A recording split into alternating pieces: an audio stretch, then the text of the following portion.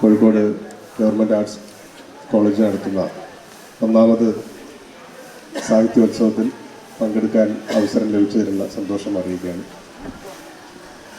അതോടൊപ്പം തന്നെ നമ്മളൊക്കെ വളരെ ചെറുപ്പം മുതലേ എഴുത്തിൻ്റെയും വായനയുടെയും തുടക്കകാലത്ത് തന്നെ വളരെ താല്പര്യത്തോടു കൂടി വായിക്കുകയും പിന്തുടരുകയും ചെയ്തിട്ടുള്ള ജോസഫ് മാഷെ പോലുള്ള ഒരു കവിയുമായി വേദി പങ്കിടാൻ അവസരം കിട്ടിയിട്ടുള്ള പ്രത്യേക സന്തോഷവും പങ്കിടുകയാണ്. ജോസഫ് മാഷെ പ്രത്യേകിച്ച് നമുക്ക് പരിചയപ്പെടുത്തേണ്ടതില്ലാത്ത അത്രയും കവിത കൊണ്ടും നിരൂപണം കൊണ്ടും ചിന്ത കൊണ്ടും മലയാളത്തിൽ നിറഞ്ഞു നിൽക്കുന്ന വ്യക്തിയാണ് ജോസഫ് മാഷ്. സോഷ്യൽ മീഡിയയൊക്കെ സജീവമായതിനു ശേഷം വളരെ പെട്ടെന്ന് അതിൻ്റെ ഭാഗമാവുകയും ക്രിയാത്മകമായ ഇടപെടലുകളിലൂടെ തുടർച്ചയായി സാഹിത്യ സംവാദങ്ങൾ സൃഷ്ടിച്ചുകൊണ്ടിരിക്കുകയും ചെയ്യുന്ന വ്യക്തി കൂടിയാണ് ജോസഫ് മാഷ്. അദ്ദേഹത്തെക്കുറിച്ചുള്ളൊരു വിമർശനമായി പലരും പറയാറുള്ളത് സോഷ്യൽ മീഡിയയിൽ വൈകി മാത്രം വന്ന ഒരാളാണ്, സോഷ്യൽ മീഡിയയുടെ നിയമങ്ങളൊന്നും അറിയാത്ത ആളാണ് എന്നൊക്കെ ജോസഫ് മാഷെ കുറിച്ച് പറയാറുണ്ട്. പക്ഷേ മാഷ അവിടെ ഇരുന്ന് ആ ഒരു മാധ്യമം ഉപയോഗിച്ചുകൊണ്ട് അദ്ദേഹം എഴുതിയ പല ലേഖനങ്ങളും പിന്നീട് പുസ്തകങ്ങളായിട്ട് വന്നു. ഞാൻ പറഞ്ഞത് കൈകാര്യം ചെയ്യുന്ന എല്ലാ മീഡിയയെയും വളരെ ഭംഗിയായി തന്നെ ഉപയോഗിച്ചു വരുന്ന ഒരു എഴുത്തുകാരൻ എന്നുള്ള രീതിയിൽ കൂടി ജോസഫ് മാഷെ നമുക്ക് അറിയാവുന്നതാണ്. ഞാൻ മാഷോട് സംസാരിക്കാൻ വിചാരിക്കുന്നത് കാര്യമായ ഔപചാരികതകളൊന്നും ഇല്ലാതെ ഒരു തുറന്ന സംസാരം എന്നുള്ള രീതിയിലാണ്. നമ്മൾ വളരെ കുറച്ച് പേരെ ഇവിടെ കേൾക്കാനുള്ളൂ.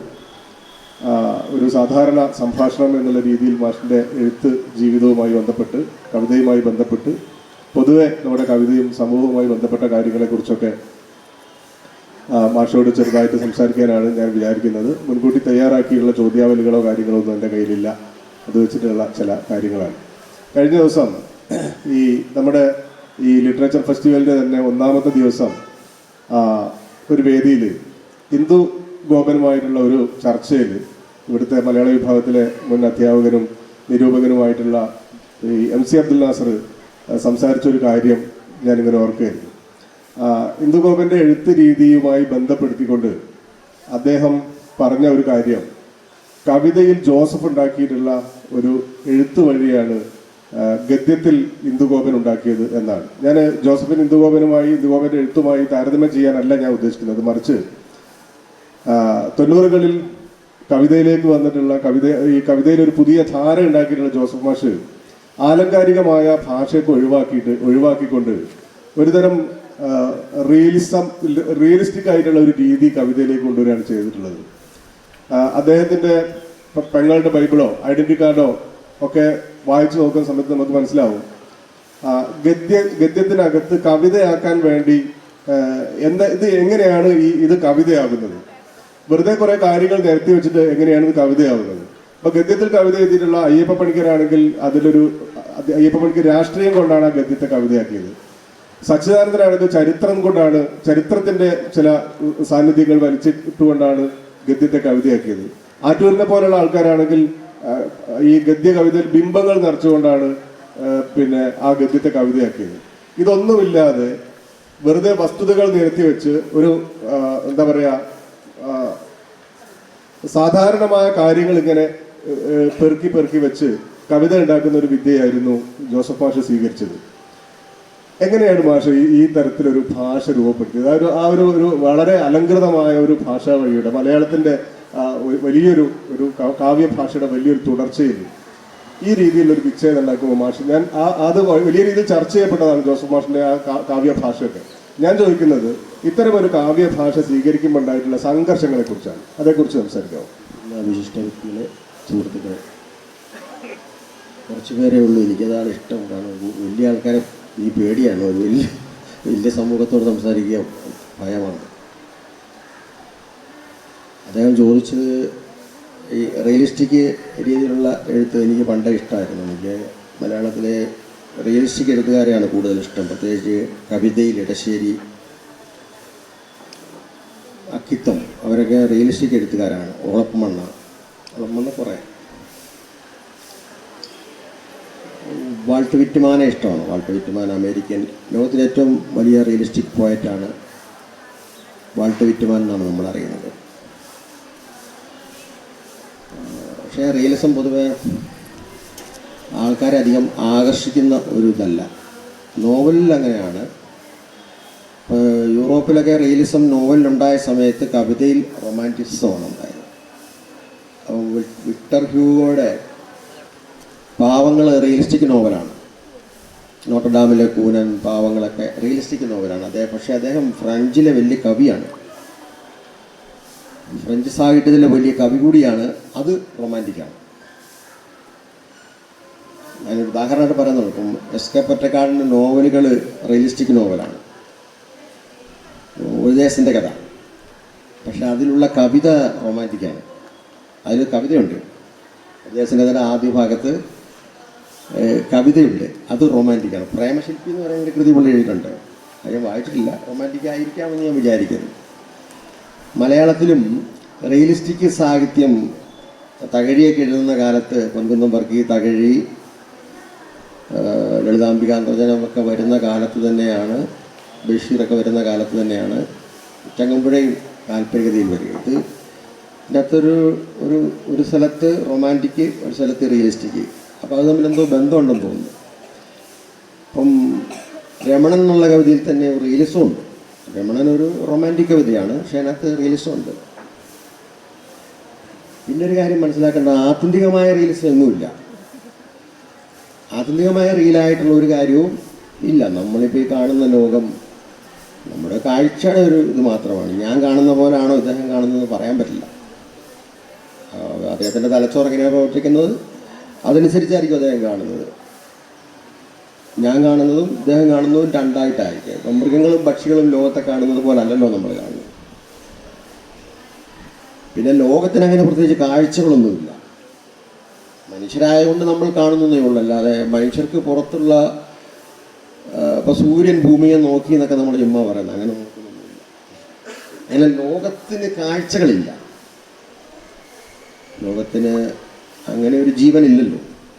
സൂര്യന് ചുറ്റും ഭൂമി കറങ്ങും എന്നൊക്കെ പറഞ്ഞാൽ അത് ജീവനുള്ളത് കൊണ്ടല്ലല്ലോ കറങ്ങുന്നത്. അപ്പോൾ ഈ റിയലിസം എന്ന് പറയുന്നത് ഇപ്പം ഞാനത് ഉപയോഗിക്കുന്നത്, അപ്പം ഈ കവിതയിൽ വസ്തുക്കൾക്ക് ഒരു സംസാരശേഷിയുണ്ട്. മനുഷ്യർ മാത്രമല്ല, അല്ലെങ്കിൽ മൃഗങ്ങൾ ഒച്ച വെക്കുന്നു, അല്ലെങ്കിൽ ആശയവിനിമയം നടത്തുന്നു എന്നതുപോലെ ഒരു വസ്തുവിനൊരു സംസാരശേഷിയുണ്ട്. ഇപ്പോൾ ഈ കസേരയ്ക്ക് ഒരു സംസാരശേഷിയുണ്ട്. കസേര നമ്മളോട് പറയുന്നത് ഞാനൊരു കസേരയാണ്, ഇരിക്കാം എന്നുള്ള ഒരു ആശയം അത് പ്രകടിപ്പിക്കുന്നുണ്ട്. അത് നമ്മളുമായിട്ട് ബന്ധപ്പെട്ടാണ്, ഒരു കമ്മ്യൂണിക്കേഷൻ്റെ ഒരു പ്രശ്നമാണ്. അപ്പം കസേര ആണോ ഉണ്ടായത്, കസേര എന്നുള്ള വാക്കാണോ ആദ്യം ഉണ്ടായെന്നുള്ളൊരു ക്വസ്റ്റ്യൻ വരാം. അപ്പം നമ്മൾ ലിംഗ്വിസ്റ്റിക്സ് പ്രകാരം കസേര എന്ന വാക്കിൻ്റെ അർത്ഥമാണ് ഈ കസേര. അങ്ങനെയാണല്ലോ ലിംഗ്വിസ്റ്റിക്സ് അറിയാവുന്നവരോട് പറയുകയാണ്. കസേര ഒരു സിഗ്നിഫയർ ആണ്, ഇതൊരു സിഗ്നിഫൈഡാണ് എന്നാണ് നമ്മൾ പറയുന്നത്. പക്ഷേ അങ്ങനെ അല്ലാതെയും വാദിക്കാം. ശരിക്കും ഇതാണ് സിഗ്നിഫയർ. കസേര എന്നുള്ള വാക്ക് സിഗ്നിഫൈഡ് ആണെന്നും പറയാം. കാരണം ഇതാണ് ആദ്യം ഉണ്ടായത്. ഇതുണ്ടായതിനു ശേഷമാണ് കസേര എന്നുള്ള വാക്കുണ്ടാകുന്നത്. അതുകൊണ്ട് വസ്തുവാണ്, വസ്തു സ്വയം ഒരു ഭാഷയാണ്. അപ്പോൾ അതാണ് നമ്മൾ ഈ ശില്പകലയിലും ചിത്രകലയിലൊക്കെ ഉപയോഗിക്കുന്നത്. വാൻ ഗോഗിൻ്റെ വളരെ പ്രശസ്തമായ ബെഡ്റൂം എന്ന് പറയുന്നൊരു ചിത്രമുണ്ട്. അതിനകത്ത് ഈ കട്ടില് ഒരു ജാപ്പാനീസ് ചിത്രത്തിൻ്റെ ഒരു കോപ്പി കസേരയെ കൊണ്ടെന്ന് തോന്നുന്നു. അങ്ങനെയാണത് ചെയ്തിരിക്കുന്നത്. ഇവിടെ വേറെ ഒന്നും പറയുന്നില്ല, അവിടെ ഒരു മനുഷ്യജീവി പോലും ഇല്ല. പക്ഷേ ആ ചിത്രം നമ്മളോട് സംസാരിക്കുന്നു. ഇതുപോലെ വസ്തുക്കൾക്ക് നമ്മളോട് സംസാരിക്കാൻ കഴിയുമെന്നുള്ള ഒരു സംഗതിയിൽ ആണ് പെങ്ങളുടെ ബൈബിളൊക്കെ എഴുതുന്നത്. പെങ്ങളുടെ ബൈബിളിലുള്ളവ. അപ്പം ബൈബിള് സംസാരിക്കുന്നു. കുത്തുവിട്ട റേഷൻ കാർഡ് അത് നമ്മളോട് സംസാരിക്കുന്നു. അപ്പം ആ രീതിയിലുള്ള ഒരു ചിന്തയിൽ നിന്നാണ് മനുഷ്യർ മാത്രമല്ല, അല്ലെ പക്ഷികളോ മൃഗങ്ങളോ മാത്രമല്ല ശബ്ദിക്കുക. വസ്തുക്കൾ ശബ്ദിക്കുന്നില്ലെങ്കിൽ പോലും വസ്തുക്കൾക്ക് പറയാനുള്ള ശേഷിയുണ്ട്. നമ്മളുമായിട്ട് ബന്ധപ്പെട്ടാണ് ഉണ്ടാവുന്നത്. അത് മൃഗങ്ങൾക്കും അത് കിട്ടും. കാരണം ഒരു മരം കണ്ടാൽ അത് മരമാണെന്നൊക്കെ ചിലപ്പോൾ ആനയ്ക്കൊക്കെ അറിയായിരിക്കും. അതുകൊണ്ടാണ് അതിനെ ഉന്തി ഉന്തി മറിക്കാനൊക്കെ ശ്രമിക്കുന്നത്. അറിയായിരിക്കും, നമുക്ക് അറിഞ്ഞുകൂടാ. അപ്പം വസ്തുക്കൾ സംസാരിക്കുന്ന ഒരു ലോകമെന്ന് പറയുന്നത് അത് അങ്ങനെ ഒരു സംഭവമുണ്ട്. അപ്പം മനുഷ്യർ വേണമെന്ന് തന്നെ ഇല്ല ആശയവിനിമയം നടത്താനായിട്ട്. മനുഷ്യരില്ലാത്ത വസ്തുക്കൾ ഉപയോഗിച്ച് നമുക്ക് ആശയവിനിമയം നടത്താം എന്നുള്ള ഒരു ആശയമാണ്. പെങ്ങളുടെ ബൈബിളിൽ അങ്ങനെ പ്രത്യേകിച്ച് മനുഷ്യരൊന്നുമില്ല. പെങ്ങളുടെ ബൈബിളുണ്ട്, പക്ഷെ പെങ്ങൾ പുറത്ത് നിൽക്കുകയാണ്. എൻ്റെ പേര് പെങ്ങളുടെ ബൈബിളാണ്, പക്ഷെ പെങ്ങൾ അതിനകത്തില്ല, കവിതയിലില്ല. പെങ്ങളുടെ ബൈബിളിലുള്ള കാര്യങ്ങൾ മാത്രമേ ഉള്ളൂ. ആ വസ്തുക്കൾ മാത്രമാണ് അവിടെ സംസാരിക്കുന്നത്. അവ പെങ്ങളെക്കുറിച്ചാണ് സംസാരിക്കുന്നത്. ഇതൊക്കെ ഇങ്ങനെ നമുക്കിപ്പോൾ വ്യത്യസ്തമാകുക എന്നുള്ള ഇതിൽ വരുന്ന കാര്യങ്ങളാണ്. മലയാള കവിതയുടെ ഒരു പൊതു രീതി അതിശക്തമായി നിൽക്കുമ്പോൾ അതിൽ നിന്ന് മാറിയിട്ട് വസ്തുക്കൾ സംസാരിക്കുന്ന രീതിയിലേക്കൊക്കെ ഒരു ചേഞ്ച് അത്രേ ഉള്ളൂ. എനിക്കന്ന് തോന്നിയ ചില കാര്യങ്ങളൊന്നേ ഉള്ളൂ. ഭാഷാക്കാര്യത്തെ കുറച്ചൊരു ലളിതവൽക്കരിച്ചാണ് പറഞ്ഞതെന്ന് തോന്നുന്നു. പക്ഷെ നമുക്ക് നോക്കാം, നമ്മുടെ 80കളിലെ കവിതയ്ക്ക് ശേഷം വന്നിട്ടുള്ള ഈ 90കളിലെ ഈ കവിത ഇത്തരത്തിലുള്ള പ്ലെയിൻ ഇമേജ് എന്ന് പറയാവുന്ന തരത്തിലുള്ള കവിതയുടെ ഈ ആഖ്യാനമുണ്ടല്ലോ, അതിനൊരു ശക്തമായ രാഷ്ട്രീയം കൂടിയില്ലേ? അപ്പോൾ ഇതുവരെ നിങ്ങൾ സാഹിത്യത്തിൽ നമ്മുടെ കവിതയിൽ നിരത്തി വെച്ചിട്ടുള്ള ബിംബങ്ങളൊക്കെ തന്നെ തിളങ്ങുന്ന ബിംബങ്ങളല്ലാതെ അത്ര തിളക്കമില്ലാത്ത ബിംബങ്ങൾ ഇവിടെ ഉണ്ട് എന്ന് പറഞ്ഞ് ഞങ്ങൾക്ക് വലിയ അലങ്കാരങ്ങളൊന്നും ഇല്ലാതെ ഞങ്ങളുടെയൊക്കെ ജീവിതം വെറുതെ ഇങ്ങനെ തുറന്നു വെച്ചാൽ തന്നെ കവിതയാകും എന്നുള്ള ഒരു രാഷ്ട്രീയം അക്കാലത്ത് എഴുതിയ കവിതകളില്ലേ ശരിക്കും? ഉദാഹരണത്തിന് കൊട്ട എന്ന് പറയുന്നത് അങ്ങനെ ഒരു കവിത ഞാൻ എഴുതുന്നതിന് മുമ്പ് മലയാളത്തിലുണ്ടാകാൻ സാധ്യമില്ല. നാടൻപാട്ടിൽ അങ്ങനെ വന്നിട്ടുണ്ട്. 16 32 തെയ്യം തരികിട തെയ്യന്ത. 16 32 എന്നുള്ളത് ഈ കൊട്ട നെയ്യുന്നതിൻ്റെ ഒരു ഇങ്ങനെ കുരിശ് പോലെ ആകൃതിയിലാണ് തുടങ്ങുന്നത്, കുരിശായിട്ടാണ് തുടങ്ങുന്നത്. പിന്നെ ഇടയ്ക്കൊക്കെ ഇത് കയറ്റി കൊട്ടയായിട്ട് രൂപപ്പെടുകയാണ്. അപ്പോൾ കൊട്ട കെട്ടുന്നത് തുടക്കത്തിൽ വെക്കുന്നത് ഒരു കുരിശാണ് വെക്കുന്നത്. ഈ കുരിശിൻ്റെ ഇടയ്ക്കൂടെ കയറ്റി വട്ടത്തിൽ കറക്കിയെടുത്താണ് കൊട്ട ഉണ്ടാക്കുന്നത്. ശരിക്കും ഒരു വിദ്യ തന്നെയാണത്. ഈ കൊട്ട എന്നൊരു കവിത ഉണ്ടാകാൻ സാധ്യമില്ല. അതുപോലെ ഉപ്പൻ എന്ന് പറയുന്നൊരു പക്ഷി മലയാള കവിതയിൽ ഉണ്ടായിട്ടില്ല. വട്ട ഒരു പാഴ്മരമായിട്ട് അറിയപ്പെടുന്ന ഒരു മരമാണ് വട്ട. ഞങ്ങളൊക്കെ ചെറുപ്പത്തിൽ ഉപ്പാവ് തിന്നുന്നൊരു മരമായിരുന്നു. ഉപ്പാവ് എൻ്റെ ഇലയിൽ നിന്നാണ് ഉപ്പാവ് കഴിക്കുന്നത്. ആ ഇലയ്ക്കൊരു പ്രത്യേക ടേസ്റ്റ് ഉണ്ട്. അതുപോലെ പയ്യാനി, താന്നി, കുടപ്പന, ചൂണ്ടപ്പന, പേഴ്, പച്ചിലക്കുടുക്ക, അല്ലേ? ഇങ്ങനെയൊക്കെയുള്ള ജീവികളുടെ ഒരു ലോകം, ജീവജാലങ്ങളുടെ ഒരു ലോകം, ഭാഷാലോകം മലയാള കവിതയിൽ ഉണ്ടായിട്ടേ ഇല്ല. മലയാള കവിത ഞാൻ മലയാളം BA യും MA യും ഒക്കെ മലയാളമാണ് പഠിച്ചത്. അതുകൊണ്ട് എനിക്ക് മലയാള സാഹിത്യത്തിലെ എല്ലാ കാര്യങ്ങളും ഒരുവിധം അറിയാം. അതിലെങ്ങും ഇല്ല ഇങ്ങനൊരു ലോകം. ഒരു ചൂണ്ടപ്പന കാണാൻ ബുദ്ധിമുട്ടാണല്ലേ? ഈ ചൂണ്ടപ്പനയ്ക്കൊക്കെ ഒരു സവിശേഷതയുണ്ട്. ചൂണ്ടപ്പനയുടെ ആയുസ് അതിൻ്റെ ഒരു റൗണ്ടിലാണ്. ഉയരങ്ങൾ പണിയുവാൻ വരഞ്ഞിട്ട വട്ടങ്ങൾക്കൊടുവിൽ പച്ച തെറിപ്പിച്ചു നിൽക്കുന്ന ചൂണ്ടപ്പന. അപ്പം അതിൻ്റെ ഉയരങ്ങളെ അത് പണിതെടുക്കുന്നത് റൗണ്ട് ഉപയോഗിച്ചാണ്. നമ്മൾ കിണറിലൂടെ ആഴങ്ങളിലേക്ക് പോകുന്നത് റൗണ്ട് ഉപയോഗിച്ചാണ്. അതുപോലെ ഉയരത്തിലേക്ക് പോകുന്നതാണത്. അതുപോലെ കുടപ്പന ഒക്കെ എൻ്റെ ജീവിതമായിട്ട് ബന്ധപ്പെട്ട ബാല്യകാലം മുതലേ ഉള്ള ഇടയ്ക്കിങ്ങനെ ഉള്ള ശബ്ദത്തിൽ ഇങ്ങനെ സംസാരിക്കുന്ന ഒരു മരമാണ്. അതിൻ്റെ ഇല കൊണ്ടാണ് വീട് പുര മേയുന്നത്. നമ്മുടെ നാട്ടിലൊക്കെ പണ്ട് പുര മേയുന്നോണ്ടിരുന്ന അതിൻ്റെ വീട് ഇതുകൊണ്ടാണ്. അപ്പം അങ്ങനെയൊക്കെയുള്ള മാത്രമല്ല അതിൻ്റെ ഈ ഇലകൾ, അതിൻ്റെ തണ്ട്, അതിൻ്റെ ഈ കൈ ഉണ്ടല്ലോ, കൈ കുടപ്പനയുടെ കൈ ഇങ്ങനെ മുറിച്ച് ആ പൊത്തിനകത്ത് എല്ലാ സാധനങ്ങളും സൂക്ഷിക്കുമായിരുന്നു. ഇന്നത്തെ വേസ്റ്റൊക്കെ അതിനകത്ത് ഇടുന്നത്. എന്നുവെച്ചാൽ പൊട്ടിയ കുപ്പി, കടലാസ്, ഇങ്ങനെയൊക്കെയുള്ള പാഴ്വസ്തുക്കളെന്ന് നമ്മൾ പറയുന്നു. ഉപേക്ഷിക്കപ്പെട്ട വസ്തുക്കളൊക്കെ ഇടാനായിട്ടുള്ള ഒരു സംഭരണി കൂടിയായിരുന്നു ഈ കുടപ്പന. അപ്പം അങ്ങനെയൊക്കെയുള്ള കാര്യങ്ങളൊക്കെ മലയാള കവിതയിൽ അങ്ങനെ വന്നിട്ടില്ല. ഇപ്പം ഞരളവള്ളി, അത് ഊഞ്ഞാലാടാൻ പറ്റുന്ന വള്ളിയാണ്. അപ്പം അങ്ങനെ ഒരു ഭാഷയിലൂടെ ഒരു പുതിയ രാഷ്ട്രീയം അല്ലേ, അൺസീൻ ആയിട്ടുള്ളത് വേൾഡ്, അൺസീൻ വേൾഡ് ഒരു കാഴ്ചയിലേക്ക് വരുന്നു. അദൃശ്യമായ ലോകങ്ങൾ വിസിബിലിറ്റി എന്നൊക്കെ ദൃശ്യതയിലേക്ക് വരികയാണ് ചെയ്യുന്നത്. ഞാൻ ഈ ഭാഷയുമായിട്ടുള്ള കാര്യങ്ങൾ പിന്നെ വിടാൻ ഭാവിക്കുന്നില്ല. അതുമായിട്ട് ബന്ധപ്പെട്ടാണ് എൻ്റെ അടുത്ത ഒരു ചോദ്യം കൂടി. പിന്നെ ഈ മാഷ് ഈ പ്രാദേശികമായി വെച്ചാൽ ഈ ഏതാണ് മലയാളം എന്നൊക്കെ ചോദിക്കുന്ന സമയത്ത് ഉണ്ടാകുന്ന ഒരു പ്രശ്നമുണ്ടല്ലോ. അപ്പം നമുക്കറിയാം നമ്മുടെ ഈ മാഷെ പോലെ തന്നെ എനിക്കും താല്പര്യമുള്ള ഒരു ഏരിയയാണ് ഈ ഭാഷാശാസ്ത്രം. അപ്പോൾ നമ്മുടെ അമേരിക്കൻ ലിംഗ്വിസ്റ്റിൻ്റെ പേര് സുസൂറല്ലാത്ത പേര് ഡാനിയൽ ജോൺസ് ബ്രിട്ടീഷുകാരനാണ്. പിന്നെ എന്താണ് ഭാഷ എന്നുള്ളൊരു ചോദ്യത്തിന് ഈ എന്താ പറയുക, എല്ലാ ഡയലക്റ്റുകളുടെ കൂട്ടമാണ് ഭാഷ എന്നുള്ളൊരു നിർവചനമുണ്ട്.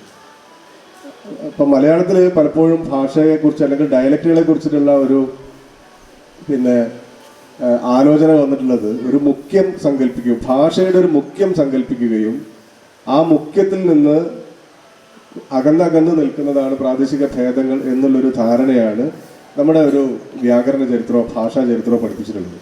അതേസമയം തന്നെ ഇപ്പോൾ ഭക്തിനാണ്, റഷ്യയിൽ ഭക്തിനാണെങ്കിലും പോലുള്ള ആൾക്കാരാണെങ്കിലും ഒക്കെ തന്നെ ഈ പ്രാദേശിക ഭേദങ്ങളുടെ കൂട്ടം എന്നുള്ള രീതിയിൽ പറഞ്ഞിട്ടുണ്ട്. ഒരുപക്ഷെ കവിതയിലേക്ക് മാഷ് ഈ ഒരു ദീർഘകാലം മലയാള കവിതയുടെ പിന്നെ ഒരു കാലം എടുത്ത് നോക്കിക്കഴിഞ്ഞാൽ അതിനകത്ത് ദീർഘകാലം പിന്നെ പരിഗണിക്കപ്പെടാതിരുന്ന വാക്കുകളെ മാഷ് കവിതയിലേക്ക് കൊണ്ടുവരുന്നുണ്ട്. അതേപോലെ തന്നെ പരിസ്ഥിതി, ജീവിതം, ഇതൊക്കെ വെച്ച് അതിൻ്റെ മേലെ ഒരു വ്യവഹാര ഭാഷ രൂപപ്പെടുത്തിയെടുക്കുന്നുണ്ട്. ഇപ്പം ഞങ്ങളൊക്കെ വളരെ കൗതുകത്തോടു കൂടി നോക്കിക്കാണുകയും മലയാളത്തിൽ അറിഞ്ഞോ അറിയാതെയോ ഒരുപാട് പേര് പകർത്താൻ ശ്രമിക്കുകയും ചെയ്ത ഒരു വഴിയാണ്. എൻ്റെ ചോദ്യം എന്താണെന്ന് പറഞ്ഞാൽ മാഷ് തന്നെ പിന്നെ ഇത് തിരുത്തുന്നുണ്ട്. നമുക്ക് അത്തരത്തിലുള്ള ഒരു പ്രാദേശികതയിലേക്ക് വേണ്ട മാനക ഭാഷയെക്കുറിച്ച് മാഷ് പറയുന്നു. കവികൾ പ്രത്യേകിച്ച് ഭാഷ ആഴത്തിൽ പഠിക്കേണ്ടതുണ്ട്, അതിൻ്റെ സൂക്ഷ്മത പഠിക്കേണ്ടതുണ്ട് എന്ന് പറയുന്നു. എന്തുകൊണ്ടാണ് ഈ വൈരുദ്ധ്യം ഉണ്ടാവുന്നത്? ഇതാണ് എൻ്റെ ജീവിതം മുഴുവനും. ഐ കോൺട്രഡിക്റ്റ് മൈസെൽഫ് എന്നാണ് വാൾട്ടർ വിറ്റ്മാൻ പറയുന്നത്. ഞാൻ സ്വയം വൈരുദ്ധ്യമുള്ള ആളാണ്. മലയാളത്തിൽ എന്നെ കഴിഞ്ഞും വൈരുദ്ധ്യമുള്ള കുറേ പേരുണ്ട്. ചങ്ങമ്പുഴയുണ്ട്, വൈലപ്പള്ളിയുണ്ട്, ഭയങ്കര വൈരുദ്ധ്യമാണ്. പാലഞ്ചുള്ളിക്കാരനും വൈരുദ്ധ്യമാണ്. ആദ്യം പുള്ളി അച്ഛനെതിരെ കവിത എഴുതി അമാവാസി, പിന്നെ താതവാക്യത്തിൽ നേരെ ഓപ്പോസിറ്റ് എഴുതി. ഇത് വൈരുദ്ധ്യം എല്ലാവർക്കും ഉണ്ട്, എല്ലാ മനുഷ്യർക്കും ഉണ്ട് വൈരുദ്ധ്യം. അതുകൊണ്ടാണ് ഐ കോൺട്രഡിക്റ്റ് മൈസെൽഫ് എന്ന് പറയുന്നത്. അപ്പോൾ ഈ വൈരുദ്ധ്യം എന്ന് പറയുമ്പോൾ എനിക്ക് ഭയങ്കരമായിട്ട് സംഘർഷങ്ങളുള്ള ആളാണ്. ഭാഷയെ സംബന്ധിച്ച് ഇങ്ങനൊരു കാര്യമുണ്ട്. പറയുന്ന പോലെ കൊട്ട പോലുള്ള കവിതകൾ, മീൻകാരൻ പോലുള്ള കവിതകളൊക്കെ ഞാൻ എഴുതി. പക്ഷെ ഇത് തന്നെ എഴുതിക്കൊണ്ടിരിക്കാൻ പറ്റില്ല. കാരണം ഒരുപാട് കാലം കവിത എഴുതുന്ന ഒരാളാണ് ഞാൻ. കാര്യം എൻ്റെ ആദ്യമകാലം ഞാൻ 10, 14, 13 വയസ്സൊക്കെ കാലത്ത് കവിത എഴുതി തുടങ്ങി. അയാളുടെ 35 വയസ്സ് വരെയുള്ള ആ കവിതകളൊന്നും നിങ്ങൾ കണ്ടുപോലുമില്ല. അതൊക്കെ അവിടെ കിടപ്പുണ്ട്, എവിടെയോ കിടപ്പുണ്ട്. അങ്ങനെ പാഴായിപ്പോയ ഒരു വലിയ കാലഘട്ടം ഉണ്ടെങ്കിൽ പോലും അത് മുതൽ തുടങ്ങുന്ന ഒരു കാവ്യചരിത്രമാണ് എൻ്റെ ചരിത്രം. ഒരുപാട് വലിയൊരു ചരിത്രമാണ്. അതിൽ ഘട്ടം ഘട്ടമായിട്ടത് മാറാതെ ഒരിക്കലും മുന്നോട്ട് പോകാൻ പറ്റില്ല, അല്ലെങ്കിൽ നിലച്ചു പോകും. അപ്പോൾ സാവിത്രി രാജീവനൊക്കെ എഴുതുന്ന കവിതകൾ നമ്മൾ നോക്കിക്കഴിഞ്ഞാൽ എല്ലാ കവിതകളും ഒരേ ഘടനയിലാണ്. അങ്ങനെ എഴുതുന്ന ഒരുപാട് പേര് മലയാളത്തിലുണ്ട്. പക്ഷെ അത് അവസാനം നമ്മളിങ്ങനെ ഈ ബസ്സിലൊക്കെ യാത്ര ചെയ്യുമ്പോൾ ഒരേ രീതിയിൽ ഇങ്ങനെ ബസ് ഓടിച്ച് ഇവിടുന്ന് കോട്ടയം വരെ പോകുമ്പം മിക്കവാറും തൃശ്ശൂരാകുമ്പോൾ പലരും ഉറങ്ങിപ്പോകും. ഈ മാറ്റങ്ങളില്ലെങ്കിൽ നമ്മൾ അതിൽ പെട്ടുപോകും, അല്ലെങ്കിൽ വിരസമായി പോകും എന്നുള്ളൊരു പ്രശ്നം. അതുകൊണ്ടാണ് ഞാൻ ഈ സംസ്കൃത വൃത്തത്തിലൊക്കെ കവിത എഴുതിയത്. അപ്പം ഭാഷ മാറും. എങ്കിലും പരമാവധി മലയാളത്തോട് അടുപ്പം ഞാൻ കാണിച്ചിട്ടുണ്ട്. ഇപ്പം അദ്ദേഹം പറഞ്ഞത് വളരെ ശരിയാണ്. ഇപ്പം മലയാളത്തിൽ കേരള ഭാഷ പഠനം എന്ന് പറയുന്നത്, അല്ലെ കേരള ഭാഷാഭേദങ്ങളെക്കുറിച്ച് ആദ്യം എഴുതുന്നത് കെ ഗോദവർമ്മയാണ് അല്ലേ. കേരളത്തിൽ ആദ്യമായി ഡോക്ടറേറ്റ് എടുത്ത ആളാണ് അദ്ദേഹം. എഡിൻബറോ യൂണിവേഴ്സിറ്റിയിൽ നിന്നാണ് ഡോക്ടറേറ്റ് എടുത്തിട്ടുള്ളതെന്നാണ് എൻ്റെ അറിവ്. അത് നല്ല പുസ്തകമാണ്, വായിക്കേണ്ട മനോഹരമായൊരു പുസ്തകമാണ്. കേരള ഭാഷാ വിജ്ഞാനി ഡോക്ടർ കെ ഗോദവർമ്മ. അപ്പോൾ അതിൽ അദ്ദേഹം ഈ ലക്ഷദ്വീപിലെ ഭാഷ വരെ ഉൾപ്പെടുത്തുന്നുണ്ട്. അങ്ങനെ 13, 14 ഭാഷാഭേദങ്ങൾ. ഈ ഭാഷാഭേദങ്ങളുടെ ആകത്തുകയാണ് ഭാഷ. പിന്നെ ആ ഭാഷാഭേദം എന്ന് പറയുന്നതിന് ഓരോ മനുഷ്യനും ഓരോ ഭാഷയുണ്ട്. എൻ്റെ ഭാഷയല്ല ഇദ്ദേഹത്തിൻ്റേത്. അപ്പോൾ ഈ ഐഡിയോലക്റ്റ് എന്നൊക്കെ പറയും. നിങ്ങളുടെ ഭാഷ വേറെയാണ്. ഭാഷ മാത്രമല്ല, നിങ്ങളുടെ നിറം നിങ്ങൾക്ക് മാത്രമുള്ള നിറമാണ്. ഇതെൻ്റെ ഒരു കൺസെപ്റ്റാണ്. നമ്മൾ പറയും കേരളത്തിൽ കറുത്തവരും വെളുത്തവരും ഉണ്ടെന്നൊക്കെ ചുമ്മാ ഒരു കൊട്ടത്താപ്പ് പറച്ചിലാണ്, ഒരു ടോട്ടൽ പറച്ചിൽ മാത്രമാണ്. അങ്ങനെയല്ല, ഓരോ മനുഷ്യനും ഓരോ നിറമാണ്. ശ്രദ്ധിച്ച് നോക്കിയാൽ അറിയാൻ പറ്റും. ഇവിടെ ഇരിക്കുന്ന എല്ലാവരുടെയും കളറുകൾ തമ്മിൽ വളരെ വ്യത്യാസമുണ്ട് അല്ലേ? ഓരോ മനുഷ്യർക്കും അതിലൊരു പൂന്തോട്ടം പോലെ ഇരിക്കുന്നു. അത് ഞാനൊരു ഉദാഹരണം പറഞ്ഞതേ ഉള്ളൂ. പല പൂക്കളുള്ള ഒരു പൂന്തോട്ടം പോലെ. അത് നമ്മൾ ശ്രദ്ധിക്കേണ്ടത് ശ്രദ്ധിക്കില്ല. ഒരാളിൽ തന്നെ ഒരു കളറല്ല. അതും നമ്മൾ മനസ്സിലാക്കേണ്ട ഒരു കാര്യമാണ്. ഇതുപോലെ ഭാഷയെ സംബന്ധിച്ചും ഒരാൾക്കൊരു ഭാഷയുണ്ട്, ഒരാൾക്കൊരു ഭാഷ മാത്രമല്ല. ഇപ്പം ഞാൻ വീട്ടിലിരിക്കുമ്പോൾ ഉപയോഗിക്കുന്ന ഭാഷ ആയിരിക്കില്ല ഞാൻ കോളേജിൽ പഠിപ്പിക്കുമ്പോൾ. കോളേജിൽ വെച്ച് നമ്മൾ ചോറുന്നത് പോലാണോ വീട്ടിൽ ചെന്ന് ചോറുന്നത്? അല്ലല്ലോ. കോളേജിൽ വെച്ച് എത്ര വളരെ പതുക്കെ കഴിക്കും. പെൺപിള്ളേരൊക്കെ പൂച്ച തിന്നും പോലെ പതുക്കെ കഴിക്കും. വീട്ടിൽ ചെല്ലുമ്പോൾ അമ്മയെ നീ എടുക്കുന്ന പറഞ്ഞ് പാത്രത്തിനകത്തോട് കയറുന്നത് കഴിക്കുന്നത്. ഇതിൽ വ്യത്യാസം എപ്പോഴും ഉണ്ട് മനുഷ്യൻ്റെ കാര്യത്തിൽ. അത് സന്ദർഭങ്ങളനുസരിച്ച് മനുഷ്യർ മാറിക്കൊണ്ടിരിക്കും. ഒരേ സമയം പലരാണ് നമ്മൾ, പല സമയങ്ങളിലും പലരാണ്. ഇത് ഭാഷയിലുമുണ്ട്. എനിക്ക് സംസ്കൃതം ചെറുപ്പത്തിൽ വളരെ ഇഷ്ടമായിരുന്നു. ഞാൻ MBA ഒക്കെ പഠിക്കുമ്പം സംസ്കൃതം എനിക്ക് ഭയങ്കര ഇഷ്ടമായിരുന്നു. അതുകൊണ്ട് സംസ്കൃതത്തിൻ്റെ ഗ്രാമറും ഭാഷയും അതിൻ്റെ എറ്റിമോളജിയൊക്കെ എനിക്ക് ഒരുമാതിരി അറിയാൻ അങ്ങനെ പഠിച്ചിട്ടുണ്ട്. ആ വിധത്തിലാണ് ഞാൻ പഠിച്ചിട്ടുള്ളത്. ഇന്ന് അങ്ങനെ ഒരു ടീച്ചിങ് ഇല്ല. എറ്റിമോളജി നമ്മൾ പഠിക്കുന്നില്ല അല്ലേ? കോളേജിൽ എറ്റിമോളജി അറിയാമോ? ഇല്ലല്ലോ. എങ്ങനെയാണൊരു പദം ഉണ്ടായത്? ഇപ്പം കർമ്മം, ക്രിയ, കർത്താവ്, ഇതിൻ്റെയൊക്കെ റൂട്ട് എന്ന് പറയുന്നത് കൃ എന്ന് പറയുന്ന ഒരു അക്ഷരമാണ്. ആദിമകാലത്ത് സംസ്കൃതത്തെക്കുറിച്ച് പറയുന്നത്, ആദിമകാലത്ത് സംസ്കൃതത്തിലെ വാക്കുകളെല്ലാം ഒറ്റ അക്ഷരങ്ങളായിരുന്നു. ബഹ്റ് എന്നതിൽ നിന്നാണ് ഹാരം, ഹരണം, ഹരിതം, ആഹാരം എല്ലാം ഉണ്ടാകുന്നത്. ഹൃ. അതുപോലെ ഹൃ എന്നതിൽ നിന്നാണ് കർമ്മവും ക്രിയയും എല്ലാം. ഇതാണ് റൂട്ട് എന്ന് പറയുന്നത്. നിരുക്തം എന്ന് പറയുന്ന ലോകത്തിൽ ആദ്യമായിട്ട് നിരുക്തം എഴുതിയത് യാസ്കൻ്റെ. അതിന് മുമ്പുണ്ട്, പക്ഷേ യാസ്കൻ്റെയാണ് വ്യാഖ്യാനം. യാസ്കൻ്റെ നിരുക്തം, എറ്റിമോളജി, പദങ്ങൾ എങ്ങനെ ഉണ്ടാകുന്നു. അത് സംസ്കൃത പദങ്ങൾക്ക് വളരെ ബാധകമാണ്. ഇപ്പോൾ ഉദാഹരണത്തിന് ജ്ഞേയം എന്ന് പറഞ്ഞാൽ അറിയാൻ കഴിയുന്നത്, അജ്ഞേയം എന്ന് പറഞ്ഞാൽ അറിയാൻ കഴിയാത്തത്. ദുർജ്ഞേയം എന്ന് പറഞ്ഞ അർത്ഥം മാറി. അറിയാൻ കഴിയും പക്ഷെ ബുദ്ധിമുട്ടാണെന്നേ അർത്ഥമുള്ളൂ.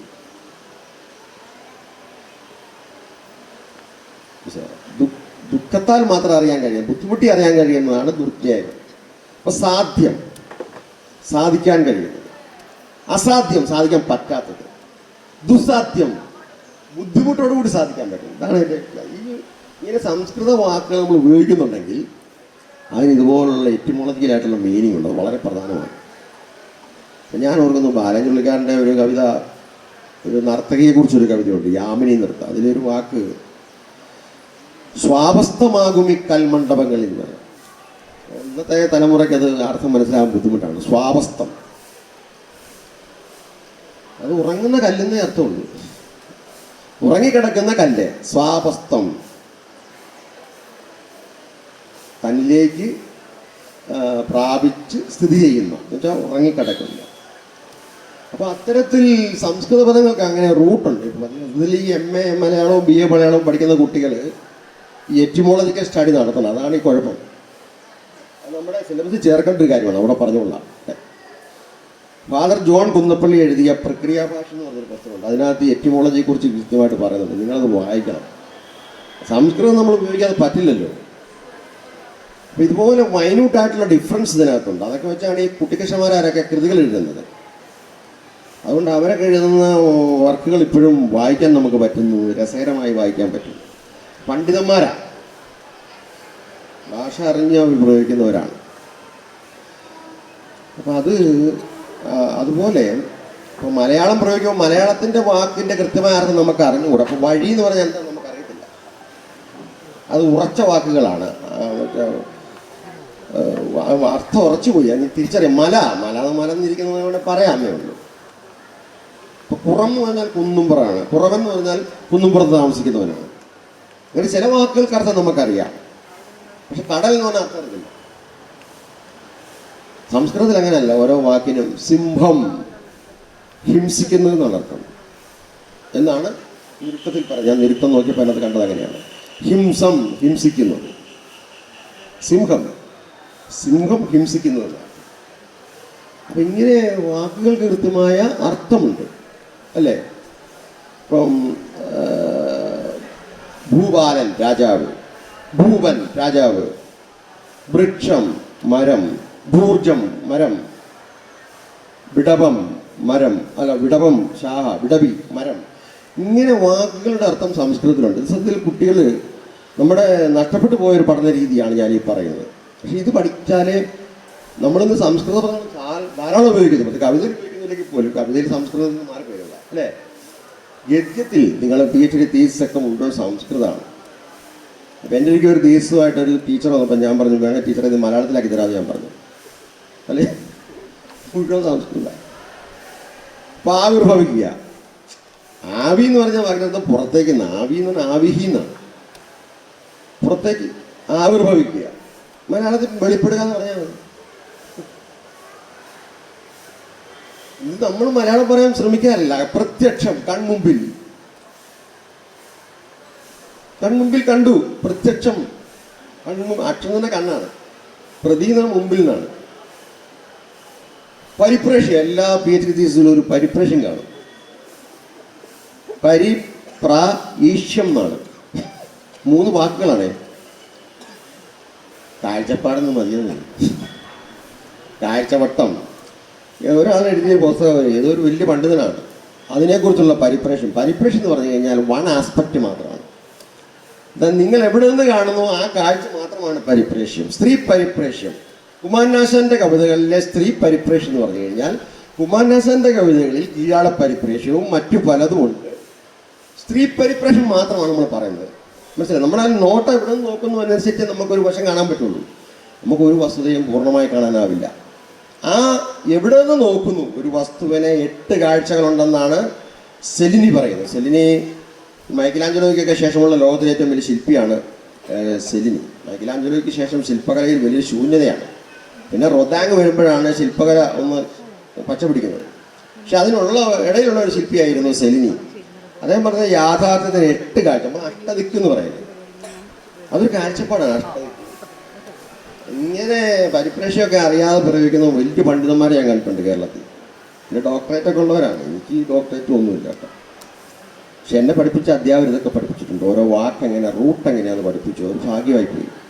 അതുകൊണ്ടാണ് പിന്നെ പ്രക്രിയാഭാഷ ഞാൻ വായിച്ചിട്ടുണ്ട്. അതുകൊണ്ടാണ് ഞാനിത് പറഞ്ഞത്. ഇന്നത്തെ BAയ്ക്കും MAയ്ക്കും പഠിക്കുന്ന കുട്ടികൾക്ക് കൂടെ ഇത് എൻ്റെ വിഷയമൊന്നും അല്ലെങ്കിൽ പോലും പഴയൊരു അധ്യാപകൻ എന്ന നിലയിൽ പറയുകയാണ്, ചേർക്കണം. കുട്ടികൾക്ക് അറിയത്തില്ല, അവർക്ക് ഈ വാക്കുകളുടെ റൂട്ടും കാര്യങ്ങളൊന്നും അറിയത്തില്ലാത്തതുകൊണ്ട് അവർ ഒരുപാട് അബദ്ധങ്ങൾ എഴുതി വെക്കാറുണ്ട്. ഈ പിന്നെ മാഷി തുടക്കത്തിൽ പറഞ്ഞ പോലെ തന്നെ ഈ വൈരുദ്ധ്യങ്ങളുടെ വക്താവ് എന്നുള്ള രീതിയിൽ മാഷി പറഞ്ഞു വരുമ്പോഴും ഈ വൈരുദ്ധ്യം കിടക്കുന്നുണ്ട്. ഇപ്പം സംസ്കൃത വ്യാകരണത്തിൽ ഡോക്ടറേറ്റ് എടുത്ത ആളാണ് സൊസ്യൂർ. പക്ഷേ ഈ വാക്കുകളുടെ നിയതമായ അർത്ഥത്തെ പൊളിക്കുകയാണ് ചെയ്യുന്നത്. വാക്കും അർത്ഥവും തമ്മിലുള്ള ബന്ധം ആരോപിതമാണ് എന്ന് പറയുകയും അതിനുശേഷം ഉണ്ടായൊരു വലിയൊരു ലോകമുണ്ട്. അപ്പോഴാണ് മാഷ് ഈ ഒരു പഴയ സമ്പ്രദായത്തിലേക്ക് ഞങ്ങളെങ്ങനെ കൊണ്ടുപോകും. മാഷ് പ്രകോപിപ്പിക്കാൻ വേണ്ടിയിട്ടാണ് ഞാൻ ഈ കാര്യം പറഞ്ഞത് കേട്ടോ. മാഷ് ഇതുവരെ ഒട്ടും പ്രകോപിതനായിട്ടില്ല, ശാന്തനായി അങ്ങനെ സംസാരിച്ചുകൊണ്ടിരിക്കുകയാണ്. അപ്പോൾ ഈ സൊസൂറിയൻ ഭാഷാശാസ്ത്രത്തിൽ നിന്ന് ഉണ്ടായിട്ടുള്ള ഈ ഒരു വലിയ ചിന്താലോകമുണ്ട്. ആ അറിഞ്ഞോ അറിയാതെ നമ്മുടെ പുതിയ തലമുറയിൽപ്പെട്ട കുട്ടികളൊക്കെ ഈ നിരുക്തവും ഈ പറഞ്ഞ പോലെ യാസ്കന്റെ ചിന്തയും പ്രക്രിയ സർവസ്വം ഒന്നും വായിച്ചിട്ടല്ല വാക്കുകളിലേക്ക് അവരുടെ അനുഭവ ലോകത്തിൽ നിന്ന് എന്താ പറയുക, വാക്കുകൾ കണ്ടെത്തുന്നു, ആശയങ്ങൾ കണ്ടെത്തുന്നു, അത് ആവിഷ്കരിക്കാൻ ശ്രമിക്കുന്നു. നമ്മളിങ്ങനെ തിരിച്ചു പോകേണ്ടതുണ്ടോ? നമുക്ക് മാഷ് തന്നെ കവിതയിലേക്ക് കൊണ്ടുവന്നിട്ടുള്ള എന്താ പറയുക, ശ്രദ്ധിക്കപ്പെടാതെ വഴിയിൽ കിടന്ന വാക്കുകൾ മുഴുവനല്ല അതൊരു ശീലമാക്കി. അതുകൊണ്ട് കവിത ഇപ്പം നമ്മുടെ ഈ അമ്മ ഇവിടെ ഇരിക്കുന്നുണ്ട്, ഗിജിൽ എവിടെ ഇരിക്കുന്നുണ്ട്, അവരുടെയൊക്കെ കവിതകൾ വായിച്ചു നോക്കിക്കഴിഞ്ഞാൽ നമുക്കത് കാണാം. അതിൻ്റെ തുടർച്ച കാണാം, മാഷുണ്ടാക്കിയ തുടർച്ച കാണാം. അപ്പോഴാണ് മാഷ് കുട്ടികളെ ഉപദേശിക്കുന്നത് യാസ്കനിലേക്ക് പോകുന്നത്. എന്താണ് ഇതിലൊരു വൈരുദ്ധ്യം? ആ വൈരുദ്ധ്യത്തിലൊരു വ്യക്തത ഉണ്ടാക്കി തരുമോ? ഞാനൊരു മദ്യപാനിയാണെന്ന് വിചാരിക്കുക. ഞാൻ മദ്യം കഴിക്കുന്നത് കൊണ്ട് ഇവരും മദ്യപിക്കാൻ തുടങ്ങി. അപ്പോൾ ഒരു ദിവസം ഞാൻ പറയാം, ഞാൻ മദ്യപാനം നിർത്തുകയാണ്, എനിക്ക് നിർത്തത്തില്ലേ? ഒരു ദിവസം ഞാൻ പറയണേ ഞാൻ മദ്യം നിർത്തുകയാണ്, അത്രേ ഉള്ളൂ. സൂര്യൻ ലിംഗ്വിസ്റ്റിക്സ് അതുപോലുള്ള കാര്യങ്ങളെക്കുറിച്ചുപരി ഞാൻ കൂടുതലായിട്ട് ശ്രദ്ധിക്കുന്നത് ഭാരതീയ ചിന്തകരായിട്ടുള്ള ഭർതൃഹരിയുടെ ഒരു ആശയം. അതായത് ഒരു വാക്യം പൂർണ്ണമാകുമ്പോഴാണ് അർത്ഥം പൂർണ്ണമാകുന്നത്. ഞങ്ങൾ കിഴക്കോട്ട് പോയി, അപ്പം വാക്യം പൂർണ്ണമായി, അപ്പം അർത്ഥം പൂർണ്ണമാവുമെന്നാണ് അദ്ദേഹം പറയുന്നത്. പക്ഷെ ഞാൻ അതിനെയും തകർക്കും. ഞാൻ അത് പറഞ്ഞു തരാം. രാമൻ പാമ്പിനെ കൊന്നു, ഇതാണല്ലോ പൂർണ്ണമായ വാക്യം. ഇതൊരു സിമ്പിൾ സെൻറ്റൻസ് ആണ്. മലയാളത്തിൽ പറഞ്ഞാൽ എന്താണ് സിമ്പിൾ സെൻറ്റൻസിന് മലയാളത്തിൽ എന്ത് പറയും? ചൂർണിക. കേൾക്കുമ്പോൾ ഏതാണ്ട് ആയുർവേദമൊക്കെ കുറിപ്പാന്ന് തോന്നുന്നു. ചൂർണം, ചൂർണികയാണ് കേട്ടോ. ഒരു അങ്കിവാക്യമാണത്, അത് മെയിൻ സെൻറ്റൻസ് ആണത്. അതൊരു ചൂർണികയാണ്. കർത്താവ് കർമ്മം ക്രിയ, അതാണ് ഉള്ള ഏറ്റവും ചെറിയ വാക്യം. അല്ലെ പിന്നെ ഞാൻ ഉറങ്ങി എന്നുള്ള വാക്യമായിരിക്കും. ഞാൻ ഉറങ്ങി പൂർണ്ണമായും പൂർണ്ണവാക്യമാണ്. പക്ഷേ ഞാൻ പാമ്പിനെ കൊന്നു, ഈ വാക്യം പൂർണ്ണമാണെന്നാണ് ഭർതൃഹരി പറയുന്നത്. ഒന്ന് വിചാരിക്കുക. പക്ഷെ അത് പൂർണ്ണമല്ല. കാരണം ഞാൻ ആരാന്ന് ചോദിക്കുന്നത്, അല്ലെ രാമൻ ആരാന്ന് ചോദിക്കും. പാമ്പിനെ, ഏത് പാമ്പിനെ? മൂർഖനാണോ, ശങ്കുവരനാണോ? കൊന്നു. എങ്ങനെ കൊന്നു? അപ്പോൾ വാക്യം പൂർണ്ണമല്ല. ഈ ക്വസ്റ്റ്യനാണ് ചെറുകഥയായിട്ടും നോവലായിട്ടും വരുന്നത്. കവിതയെ സംബന്ധിച്ചിടത്തോളം കവിത കുറച്ചുകൂടെ സിമെട്രിക്കലാണ്. ഇപ്പം പ്രേക്ഷകനായത് കമലജനോ എന്നുള്ള ഇതിലൊരു വാക്യമാണ്. നിന്നെ അയച്ചത് ബ്രഹ്മാവാണോ? അല്ലേ? പ്രേക്ഷകനായത് കമലജനോ, നിന്നെ അയച്ചത് ബ്രഹ്മാവാണോ? പക്ഷെ അത് കറങ്ങിക്കൊണ്ടിരിക്കുക വാക്യം. തവ നിന്നെ, തവ പ്രേക്ഷകനായത് കമലജനോ, ഇങ്ങനെ കറങ്ങിക്കൊണ്ടിരിക്കും. അപ്പോൾ കുമാരനാശാൻ്റെ ഒരു ശ്ലോകം എടുത്തു വെച്ച് കഴിഞ്ഞാൽ പിന്നെ നമുക്ക് അടുത്ത ശ്ലോകത്തിലേക്ക് പോകാൻ പറ്റില്ല. അത് പറഞ്ഞു നിർത്തിക്കാൻ പോകാൻ പറ്റില്ല. ഇതാണ് സിമെട്രിക്കൽ എന്ന് പറയുന്നത്. ഈ ഗദ്യത്തിന് അങ്ങനെയല്ല. ഗദ്യം ഒരു വാക്യം കഴിഞ്ഞാൽ അടുത്ത വാക്യത്തിലേക്ക് കണക്ട് ചെയ്ത് ഞാൻ ഈ പറഞ്ഞ പോലെ രാമൻ പാമ്പിനെ കൊന്നു, അടുത്ത വാക്യം ഇതായിരിക്കും, രാമൻ അയോധ്യയിലെ രാമനാണ്, പാമ്പ് തക്ഷകനാണ്, അല്ലെങ്കിൽ അതുപോലെ വല്ല പാമ്പായിരിക്കാം എന്നൊക്കെ പറഞ്ഞ് ഇങ്ങനെ പോവുകയാണ്. അതാണ് അങ്ങനെയാണ് ഈ നമ്മുടെ ഈ അറിയാനുള്ള ആഗ്രഹത്തെ ശമിപ്പിക്കാനുള്ളൊരു ശ്രമം നടത്തുകയാണ് നോവല്, ചെറുകഥ. കവിതയും അങ്ങനെ തന്നെയാണ് ഏതാണ്ട്. അതൊരു പരിധിയിൽ അവർ നിർത്തുകയാണ്. മനസ്സിലായില്ല? നോവലൊന്നും നിർത്തേണ്ടിയിട്ട് നിർത്തുന്നതല്ല. അതൊരു വെള്ളം ഉണ്ടല്ലോ, അതൊക്കെ നിന്ന് പോവുകയാണ്. ഇപ്പം ഖസാക്കിൻ്റെ ഇതിഹാസത്തിൽ അവസാനം പാമ്പ് കടിച്ചു, അല്ലേ? അപ്പോൾ ഒരാൾ ചോദിച്ചു, ഇനി രവി ബസ് കാത്തു കിടന്നു, ഏത് ബസ്സാണ് കാത്തു എന്നൊക്കെ പിള്ളേർ ചോദിക്കുന്നു. ആത്മീയതയുടെ ബസ്സാണോ? അവിടെയൊക്കെ നിർത്തിയെന്നേ ഉള്ളൂ. രവിക്ക് വേണം രവി ആശുപത്രി കൊണ്ടുപോയ കാര്യം പറയാം, അല്ലേ? പെട്ടെന്ന് അവരെല്ലാം രാമൻ നായരോ അവരെല്ലാം വന്ന് രവി ആശുപത്രി കൊണ്ടുപോയി മറുവിഷമെല്ലാം കൊടുത്ത് ആൻറ്റിബയോട്ടിക് കൊടുത്ത് രവി ഓക്കെ ആയി, അല്ലേ? അവസാനം പത്മയെ വിളിച്ചുകൊണ്ട് വന്നു. പത്മയായിട്ട് പിന്നെ രവി ഒരുമിച്ച് താമസിച്ചെന്നൊക്കെ പറഞ്ഞു. ഇതോടുകൂടി മലയാളി എല്ലാവരും ഒരുമിച്ച് തൂങ്ങിച്ചാകുകയുള്ളൂ, അല്ലേ? ഇങ്ങനെ എഴുതിപ്പോയാൽ അതാണ്. എല്ലാ നോവലുകളും അവസാനിക്കുന്നത് ഒരു പ്രത്യേക ഒരു അഭിസന്ധിയിലാണ്, ഒരു പ്രതിസന്ധിയിലാണ്. കറുത്തിരണ്ട തോണിക്കാര, ഇതാ ഞാൻ നിന്റെ തോണിയിൽ നിൽക്കുകയാണ്. വരും, വരാതിരിക്കില്ല മഞ്ഞ്. മറ്റേത് അഭയമാണ് കേട്ടോ. പെരുമ്പടവസ്ഥിതൻ്റെ അഭയമാണ്. പെരുമ്പടവസ്ഥിത നല്ല നോവൽ കേട്ടുണ്ട് കേട്ടോ, അഭയവും അഷ്ടപതിയൊക്കെ. അല്ലാതെ മറ്റേ ഡോസ്റ്റോവസ്കിയുടെ നോവൽ ഇതിൻ്റെ സംഭവം മാത്രമല്ല. അയാൾ നല്ല നോവൽ കേട്ടിട്ടുണ്ട്. പക്ഷേ അദ്ദേഹത്തിൻ്റെ നോവലും ഏതാണ്ട് ഈ നായർ ജീവിതത്തിൻ്റെ ഒരു അന്തരീക്ഷമായിരുന്നു. അതുകൊണ്ട് പുള്ളി നായർ സമുദായത്തിൽപ്പെട്ട ആളല്ല. പുള്ളി ഞാൻ അറിയുന്നിടത്തോളം പുള്ളി വേറെ സമുദായത്തിൽപ്പെട്ട ആളാണ്. കുറച്ചുകൂടെ OEC സമുദായത്തിൽപ്പെട്ട ആളാണ്. അതുകൊണ്ട് നായർ സമുദായത്തെക്കുറിച്ച് എഴുതാൻ അർഹതയുള്ളത് ആരാണ്? MD ആണ്. അദ്ദേഹം നായരാണ്. മാത്രമല്ല അദ്ദേഹത്തിന് പത്രമൊക്കെ സ്വന്തമായിട്ടുണ്ട്. അങ്ങനെ പുള്ളി വലിയ എഴുത്തുകാരനായി. പക്ഷേ MDക്ക് തുല്യനായ എഴുത്തുകാരനാണ് അഷ്ടപതിയിലും അഭയത്തിലും കാണുന്ന പെരുവടവസ്ഥിതൻ എന്നുള്ളത് മറക്കരുത്. അത് നമ്മൾ ഓർത്തിരിക്കണം. ജാതി അങ്ങനെയുള്ള പുസ്തകം മൂലം തള്ളിപ്പോകും. അത് നമുക്കറിയാമല്ലോ. പക്ഷേ ഞാൻ ഈ പുസ്തകം വായിച്ചിട്ടുണ്ട്. അത് സിനിമയുണ്ട് കേട്ടോ. ഇതിൻ്റെയൊക്കെ സിനിമയുണ്ട്. അഭയമൊക്കെ സിനിമയാക്കിയിട്ടുണ്ട്. അഷ്ടപതി ഉണ്ടോ എനിക്കറിയാം. ഒരു ഹൈന്ദവ മധ്യവർഗത്തിൻ്റെ ജീവിതമാണ് അദ്ദേഹം അതിനകത്ത് എഴുതിയിരിക്കുന്നത്. അതിലും നല്ലപോലെ എഴുതുന്നുണ്ട്. പങ്കിപ്പോപ്പയും സുന്ദരിമാരെന്നുള്ളൊരു പുസ്തകം എഴുതിയിട്ടുള്ളൊരു എഴുത്തുകാരുണ്ട്. നായർ ജീവിതത്തിൻ്റെ മൊത്തം അശ്ലീലം മുഴുവനുണ്ടായിരുന്നു. അതുകൊണ്ട് അത് തള്ളിപ്പോയി. AP ചെല്ലപ്പൻ നായർ എന്ന് പറഞ്ഞ ഒരാൾ എഴുതുകയാണ്. അടിമുട്ടി സെക്സാണ്. ഇന്നത്തെ നോവലിസ്റ്റുകൾ നമിക്കണം അവരെ. ഇന്നത്തെ നോവലിസ്റ്റ് എല്ലാം നോവലിനകത്ത് സെക്സ് കയറ്റുമല്ലോ, എന്നാലേ വിറ്റ് പോകുള്ളൂ.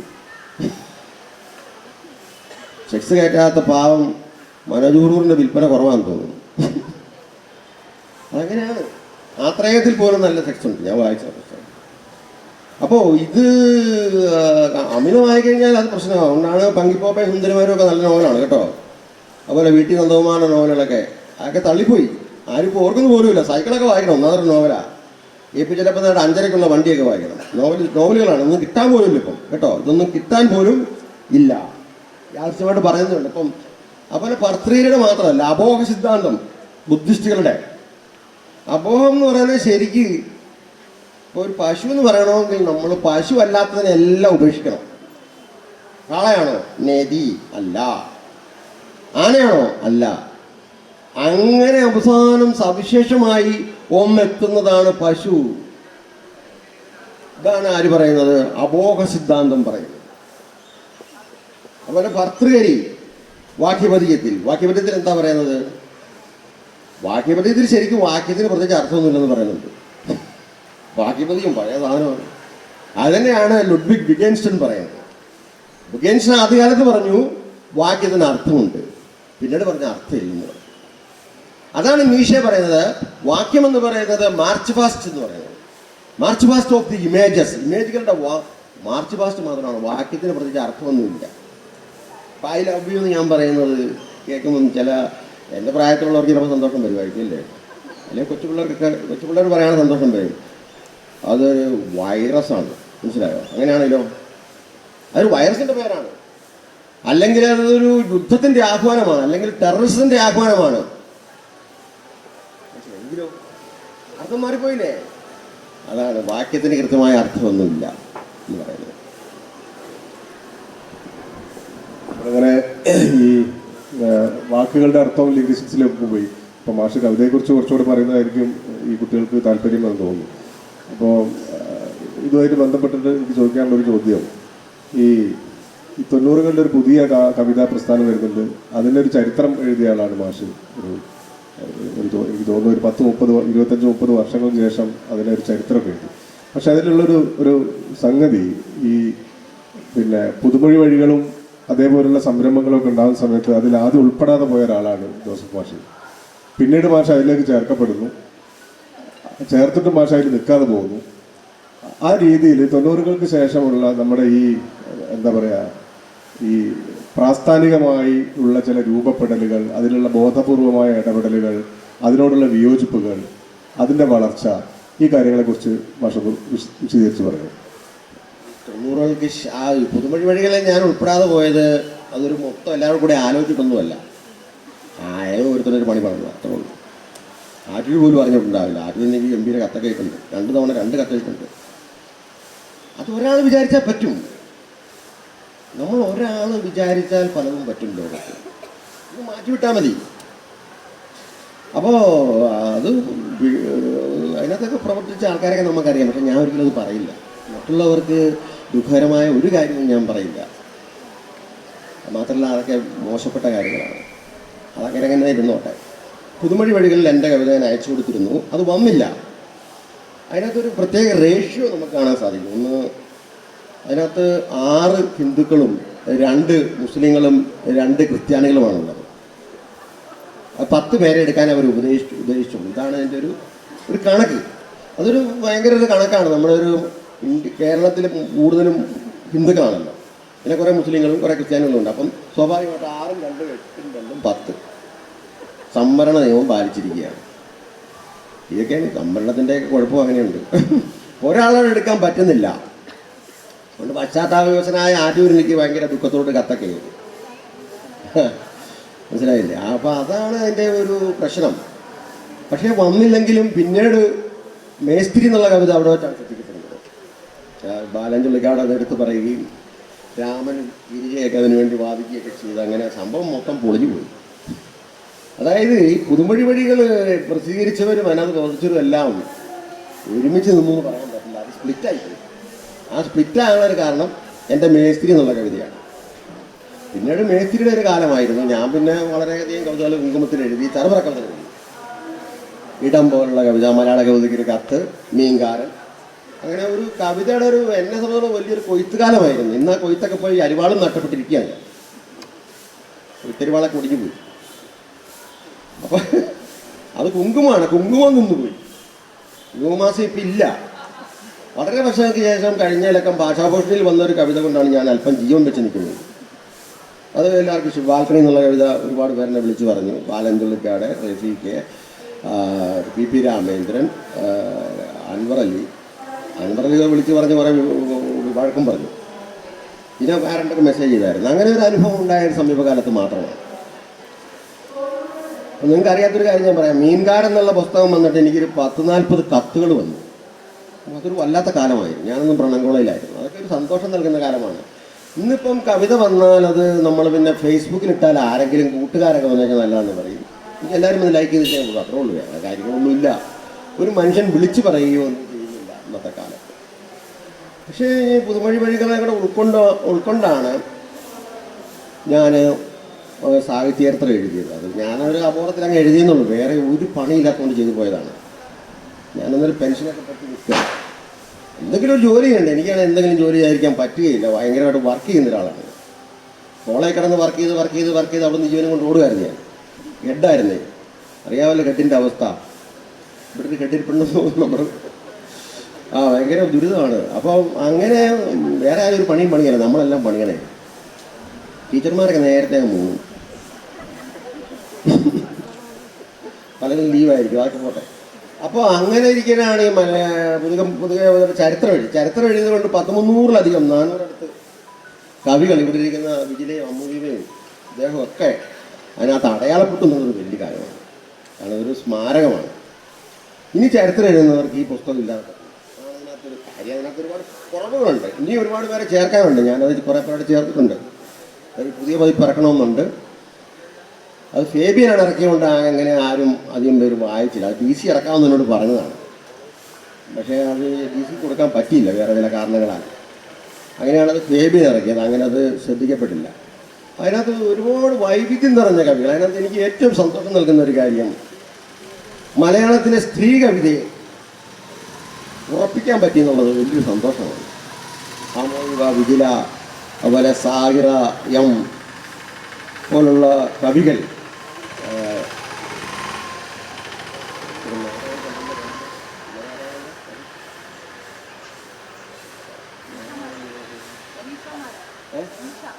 നിഷ നാരായണൻ, അങ്ങനെയുള്ള ഗംഭീര കവികൾ, നമ്മുടെ ചിത്തിരാ കുസുമൻ 2 പുസ്തകം ഇട്ടുള്ളൂ. നല്ല പുസ്തകമാണ്. മലയാളത്തിൽ എടുത്തു പറയത്തക്ക പുസ്തകമാണ് ചിത്തിരാ കുസുമൻ്റെ പുസ്തകം. അതിനെക്കുറിച്ച് ഞാൻ വേറെ സെപ്പറേറ്റ് ആയിട്ട് എഴുതിയിട്ടുമുണ്ട്. അതെനിക്ക് വലിയ സന്തോഷം നൽകുന്ന ഒരു കാര്യം. കാരണം സ്ത്രീ എന്ന് പറഞ്ഞാൽ സ്ത്രീ അല്ല.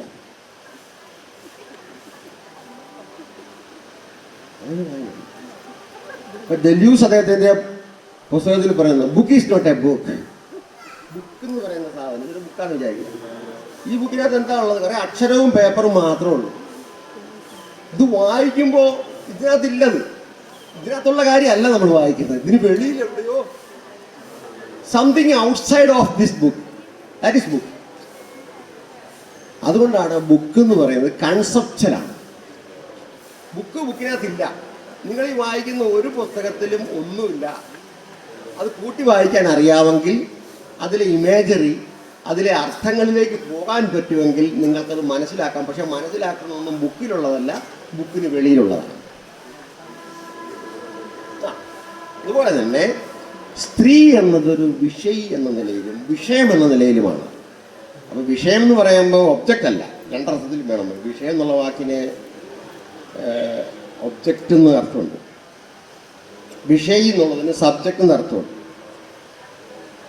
വിഷയം സബ്ജക്റ്റ് എന്ന് അർത്ഥമുണ്ട്. തിരിഞ്ഞും മറിഞ്ഞു കിടക്കുന്ന 2 പദങ്ങളാണ്. ഭയങ്കര സങ്കീർണമാണ് ആ പദങ്ങൾ. അതായത് നമ്മൾ കോളേജിൽ സയൻസ് ഒരു വിഷയമാണെന്ന് പറയും അല്ലേ? പക്ഷേ ചിന്തിക്കുന്ന മനുഷ്യനൊരു വിഷയിയാണ്. അവിടെ സബ്ജക്റ്റാണ്. അവിടെ ചിന്തിക്കാത്ത മനുഷ്യൻ, വസ്തുവൽക്കരിക്കപ്പെട്ട മനുഷ്യനെ ഒബ്ജക്റ്റ് എന്ന് പറയും. അപ്പോൾ സ്ത്രീയെ നാൾ ഇതുവരെ കണ്ടുകൊണ്ടിരുന്ന ഒരു ഒബ്ജക്റ്റ് ആയിട്ടാണ്, വസ്തുവായിട്ടാണ്. ഇപ്പോൾ സി വി രാമപിള്ളയുടെ ഇതിനകത്ത് പറയുന്നത് ചന്ദ്രക്കാരൻ്റെ അടുക്കളക്കാരി എന്ന് പറയുന്നുണ്ട്. ആ വാക്കിനകത്ത് ഒരു പ്രയോഗമുണ്ട്, ചന്ദ്രക്കാരൻ്റെ അടുക്കളക്കാരി. ചന്ദ്രക്കാരൻ മഹാദുഷ്ടനാണ്. തിരുവിതാംകൂർ ഭരിക്കാൻ വേണ്ടി നോക്കുന്ന ആൾ, തിരുവിതാംകൂർ താൻ ഭരിച്ചാൽ വരുമോ എന്ന് നോക്കട്ടെ എന്ന് പറയുന്ന ആളാണ്. വരുമോ എന്നാണ് പുള്ളിയുടെ പ്രയോഗം. ഭാഷയെല്ലാം തെറ്റാണ് പുള്ളിയുടെ. അപ്പോൾ ആന്ധ്രക്കാരൻ അടുക്കളക്കാരി എന്നാണ് പറയുന്നത്. ഇതാണ് ഒബ്ജക്റ്റ്. അതൊരു ഒബ്ജക്റ്റാണ്, വസ്തുവാണ്. ഈ വസ്തുത്വത്തിൽ നിന്ന്, വസ്തുവായിരുന്നു ദളിതരും ആദിവാസികളുമല്ല, വസ്തുത്വത്തിൽ നിന്ന് നമ്മൾ എങ്ങനെയാണ് കർത്തൃത്വത്തിലേക്ക്, സെൽഫിലേക്ക്, അല്ലെ സത്തയിലേക്ക്, സത്വത്തിലേക്ക്, സത്വം എന്നുള്ളതിൻ്റെ അർത്ഥം ഭീകരരൂപമല്ല, സത്തയുള്ളത്, ഓക്കെ, അതിലേക്ക് മാറുന്നത് എങ്ങനെയാണ്? നിങ്ങൾക്ക് അറിവ് നേടണം, ചിന്തിക്കാൻ കഴിയണം. അങ്ങനെ സ്ത്രീ എന്ന് പറയുന്നതിനെ സ്വയം ചിന്തിക്കാൻ കഴിയുന്ന ഒരു സത്തയായി മാറിയിട്ടുണ്ട്. അതേസമയം സ്ത്രീ ഒരു വിഷയവുമാണ്, വിഷയമേഖലയാണ്, ജ്ഞാനവിഷയമാണ്. അപ്പോൾ സ്ത്രീയെക്കുറിച്ച് പഠിക്കുമ്പം നമ്മൾ വെറും സ്ത്രീയെക്കുറിച്ച് മാത്രമല്ല പഠിക്കുന്നത്, സ്ത്രീയുടെ ഒരു വിപുലമായ ലോകങ്ങളെക്കുറിച്ച്, അതിൻ്റെ പരിസരങ്ങളെക്കുറിച്ച്, സ്ത്രീയുടെ സാമൂഹ്യമായ വളർച്ചയെക്കുറിച്ച്, അതിൻ്റെ ഇടർച്ചയെക്കുറിച്ച്, അങ്ങനെ പലതും പഠിക്കേണ്ടി വരും. അതുകൊണ്ടാണ് ഞാനതിനെ വിഷയമെന്നും വിഷയി എന്നും പറഞ്ഞത്. വിഷയം എന്ന് പറയുമ്പോൾ സബ്ജക്റ്റ് എന്ന് പറയുന്നത്, ഒബ്ജക്റ്റ് അല്ല. സ്ത്രീ ഒരേ സമയം ഒബ്ജക്റ്റ് ആയിരുന്നു. ഒബ്ജക്റ്റായ സ്ത്രീ ഇന്ന് വിഷയവും വിഷയിയുമായി മാറി. മാഷോട് മൈക്ക് വാങ്ങിയത് ഒന്ന് രണ്ട് ഈ പോയിന്റുകളിൽ കൂടി മാഷിനെ കൊണ്ട് സംസാരിപ്പിച്ചാൽ കൊള്ളാമെന്നുണ്ട്. അതിലൊരു കാര്യം, നമുക്ക് 10-15 മിനിറ്റ് കൂടി ഉണ്ടെന്ന് തോന്നുന്നു, 1 മണിക്കൂറാണല്ലോ നമ്മളോട് പറഞ്ഞത്. പിന്നെ അതിലൊരു കാര്യം, ഈ മാഷ് ഈ എമർജിങ് പോയട്രിയെ കുറിച്ച് പറഞ്ഞിട്ടുണ്ട്. എമർജിങ് പോയട്രി എന്നുള്ള രീതിയിൽ ഞാനതൊരു മാഷിൻ്റെ ഭാഗത്തുനിന്നൊരു ചർച്ച പ്രതീക്ഷിക്കുന്നില്ല. ആ സമയത്ത് മാഷ് പറഞ്ഞ ഒരു കാര്യം, ഇപ്പോൾ കവികൾ നേടേണ്ട ചില പരിശീലനങ്ങൾ, ഇത്തരം കാര്യങ്ങളെക്കുറിച്ച് മാഷ് പറഞ്ഞ കൂട്ടത്തിൽ ഒന്ന് നേരത്തെ നമ്മൾ പറഞ്ഞിട്ടുള്ള ഒരു കാര്യം, കവികൾക്ക് നന്നായി ഭാഷ പ്രയോഗിക്കാൻ അറിയേണ്ടതുണ്ട് എന്നുള്ള രീതിയിൽ അവർ മാനക ഭാഷ നല്ല രീതിയിൽ സംശീകരിക്കണം, വ്യാകരണം അറിയണം, സന്ധി നിയമങ്ങൾ അറിയണം, പഠിക്കണം എന്നുള്ള രീതിയിൽ മാഷ് പറഞ്ഞിട്ടുണ്ടായിരുന്നു. വേറൊരു കാര്യം മാഷ് പറഞ്ഞത്, പുതിയ ആർട്ടിൻ്റെ പുതിയ ലോകങ്ങളെക്കുറിച്ച്, ആർട്ടിൻ്റെ മറ്റ് മേഖലകളെക്കുറിച്ച് നല്ല ധാരണ ഒരു കവിക്കുണ്ടാകണം എന്നുള്ള രീതിയിലും കൂടി മാഷ് പറഞ്ഞിട്ടുണ്ടായിരുന്നു. എങ്ങനെയാണ് നമ്മുടെ തൊട്ട് മുന്നിൽ തന്നെ ഒരു ഒരു ഒരു ഒരു വാൾ പെയിൻറ്റിങ് കിടക്കുന്നുണ്ട്.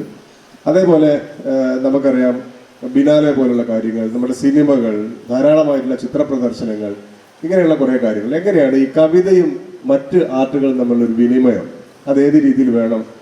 കവിത പ്രാക്ടീസ് ചെയ്യുന്ന അല്ലെങ്കിൽ കവിതയിൽ നിൽക്കുന്ന ആളുകൾ അതിനു വേണ്ടി പ്രത്യേകിച്ച് എന്തെങ്കിലും അധ്വാനം നടത്തേണ്ടതുണ്ടോ? ഇതിനെക്കുറിച്ചൊന്ന് സംസാരിച്ചാൽ, ആർട്ടും പോയട്രിയും തമ്മിലുള്ള ബന്ധത്തെക്കുറിച്ച് ചെറുതായിട്ടൊന്ന് സംസാരിച്ചാൽ നന്നായി. ഒരു കവി ലോകത്തിലുള്ള അത്യാവശ്യം കുറേ കാര്യങ്ങളൊക്കെ അറിഞ്ഞിരിക്കുന്നത് നല്ലതാണ്. ഭാഷയെ സംബന്ധിച്ച് നമ്മുടെ ഒരു സുഹൃത്ത് കവി എഴുതിയ ഒരു കവിതയുടെ പേര് പ്രേമേകാന്തത എന്നായിരുന്നേ. പ്രേമ ഏകാന്തത. സന്ധി ചെയ്തപ്പം പ്രേമേകാന്തത എന്ന് എഴുതി. അപ്പം എനിക്കെന്തോ ഒരു അസ്വസ്ഥത തോന്നി. എനിക്ക് ആകപ്പെടെ ഒരു ചൊറിച്ചിലും ഒരു ചുമയൊക്കെ വന്നത്. ഇതെന്നാ എനിക്കിതിനെ മനസ്സിലാകുന്നില്ല. കുറേ ആലോചിച്ച് മനസ്സിലായപ്പോഴാണ് അത് അങ്ങനെയല്ല എൻ്റെ സന്ധി, പ്രേമൈകാന്തത എന്നാണ്. നിയമങ്ങളൊക്കെ വൃദ്ധി സന്ധിയാണ്, വൃദ്ധിരേജി, വൃദ്ധി രാധയിച്ച് എന്നൊക്കെ പറഞ്ഞ സന്ധി ഉണ്ടല്ലോ, സംസ്കൃത സന്ധിയാണ്. അവൻ പഠിക്കേണ്ട കാര്യമല്ല. പക്ഷേ പ്രേമ ഏകാന്തത എന്നുള്ളത് പ്രേമത്തിൻ്റെ ഏകാന്തത എന്ന് എഴുതിയാൽ മതിയായിരുന്നു, അല്ലെ പ്രേമത്തിൻ്റെ ഏകാന്തത. പക്ഷേ അതുപോലെ അറിയത്തില്ലാതെ എഴുതിപ്പോയി. അതാണ് പ്രേമ ഏകാന്തത എന്ന്, പ്രേമ ഐകാന്തത എന്നാണ് സന്ധി. അങ്ങനെയാണ്. അങ്ങനെ ചില പ്രശ്നങ്ങൾ കവികൾക്ക് സംഭവിക്കാറുണ്ട്. അത് നമുക്ക് അസ്വസ്ഥത ഉണ്ടാക്കുന്നത്. കാരണം കുമാരനാശാനൊക്കെ അല്ലെങ്കിൽ അങ്ങനെയുള്ള കവികൾക്കൊന്നും അങ്ങനെയുള്ള പ്രശ്നം ഉണ്ടായിട്ടില്ല. നാരായണ ഗുരു, കുമാരനാശാൻ, വള്ളത്തോൾ, ഉള്ളൂർ, ഈ സാധാരണ ചെങ്ങമ്പുഴയ്ക്ക് പോലും, ചെങ്ങമ്പുഴയുടെ കവിതകളൊക്കെ ചെങ്ങമ്പുഴ നേരത്തെ കാണിക്കുമായിരുന്നു, ചിലതൊക്കെ ഉള്ളൂരിനെ കാണിക്കുമായിരുന്നു. ഉള്ളൂരാണ് ചെങ്ങമ്പുഴയുടെ പേപ്പർ നോക്കിയത്, ലിംഗ്വിസ്റ്റിക്സിൻ്റെ ഫിലോളജിയുടെ പേപ്പർ നോക്കിയത്. ഫിലോളജി അറിയത്തില്ലായിരുന്നു പുള്ളിക്ക്. അതേസമയം ചെങ്ങമ്പുഴ വലിയ കവിയാണ്. കാരണം ചെങ്ങമ്പുഴയുടെ കംപ്ലീറ്റ് വർക്ക്സ് ഞാൻ വായിച്ചിട്ടുണ്ട്. അതിൽ ചെങ്ങമ്പുഴ ജാപ്പനീസ് കവിതകളൊക്കെ അന്ന് ട്രാൻസ്ലേറ്റ് ചെയ്തിരുന്നു. ഒന്ന് ആലോചിച്ച് നോക്കണം. ചെങ്ങമ്പുഴ വേറൊരു അടവുനയം കാണിച്ചു. ഇംഗ്ലീഷിൽ നിന്ന് ഒരുപാട് പദങ്ങൾ മലയാളീകരിക്കാൻ ശ്രമിച്ചിരുന്നു. അത് പരാജയപ്പെട്ടു പോയി. ഈ ബെർണാഡ് ഷാ ഇംഗ്ലീഷിലെ പല പദങ്ങളുടെ സ്പെല്ലിങ് വെട്ടി കുറച്ചല്ലോ. സിഗരറ്റ് എന്നൊക്കെ വേണ്ടി സ്പെല്ലിങ് ഒരു ടീ ആക്കിയില്ല, അത് വിജയിച്ചില്ല. അങ്ങനെ ബെർണാഡ് ഷായ്ക്ക് ഒരുപാട് വ്യത്യാസങ്ങളുണ്ട് ഭാഷയിൽ. നാടകമൊക്കെ വായിച്ചറിയാം. പക്ഷെ അതൊന്നും ഇംഗ്ലീഷുകാർ അംഗീകരിച്ചില്ല. കാരണം നമ്മളുടേതായ ചില പ്രത്യേകത ഉണ്ട്. അപ്പോൾ കാർ എന്നുള്ളത് വേണമെങ്കിൽ KAR എന്ന് എഴുതാം. പക്ഷെ അങ്ങനെ എഴുതാൻ ഇംഗ്ലീഷുകാർ സമ്മതിക്കുകയില്ല. എന്തുകൊണ്ടാണ് സമ്മതിക്കാത്തത്? അത് അവരുടെ ഒരു മൗലികതയാണ്. അപ്പം നമ്മൾ അതിൽ വെച്ച് എഴുതുന്നു. ഞാൻ ഈയിടെ ആത്രയം വായിച്ചപ്പോൾ ആത്രയത്തിൽ എഴുതിയിരിക്കുന്നത് അതിൽ വെച്ചെന്നാണ്. നമ്മൾ ഉച്ചരിക്കുന്നത് വെച്ചെന്നാണ്, അതിൽ വെച്ച്. പക്ഷേ എഴുതേണ്ടത് അതിൽ വച്ചെന്നാണ്. ഇതാണ് അത് മനസ്സിലാക്കേണ്ട ഒരു കാര്യം. ഇത് മലയാളത്തിൻ്റെ ഒരു പ്രത്യേകതയാണ്. അതൊരു കുറവായിട്ട് നമ്മൾ വിചാരിക്കരുത്. അത് അതിൻ്റെതായ ഒരു രീതി അങ്ങനെയാണ്. മനസ്സിലായോ? അതിൻ്റെതായ ഒരു രീതി അങ്ങനെയാണ്. ഇപ്പം ഒരാളെ കാണുമ്പോൾ ഹായ് എന്ന് പറയുന്ന രീതി ഇംഗ്ലീഷ് രീതിയാണ്, അല്ലേ? നമ്മളിപ്പം മലയാളികൾ എല്ലാവരും അതൊക്കെ ഉപയോഗിക്കുന്നുണ്ടെങ്കിൽ പോലും ശരിക്കുള്ള രീതി മലയാളം അനുസരിച്ച് ഇങ്ങനെ വെക്കുകയൊക്കെയാണ്, അല്ലേ? ഇങ്ങനെ വെക്കുക, അല്ലേ? എന്തുണ്ടൊരു വിശേഷം സാധാരണക്കാരാണ് കണ്ട് തരുവിടെ പറയും. അങ്ങനെയാണ്. അപ്പം അതിൽ വച്ച് തരുന്നാൽ മതി. വായിക്ക് ഉച്ചാരണം കിട്ടും. അപ്പം നമ്മൾ ബന്ധുവാര് എന്ന് പറയാറില്ല, ബന്ധുവാര്, ശത്രുവാര്. എഴുതുന്നത് ബന്ധു എന്നാണ്.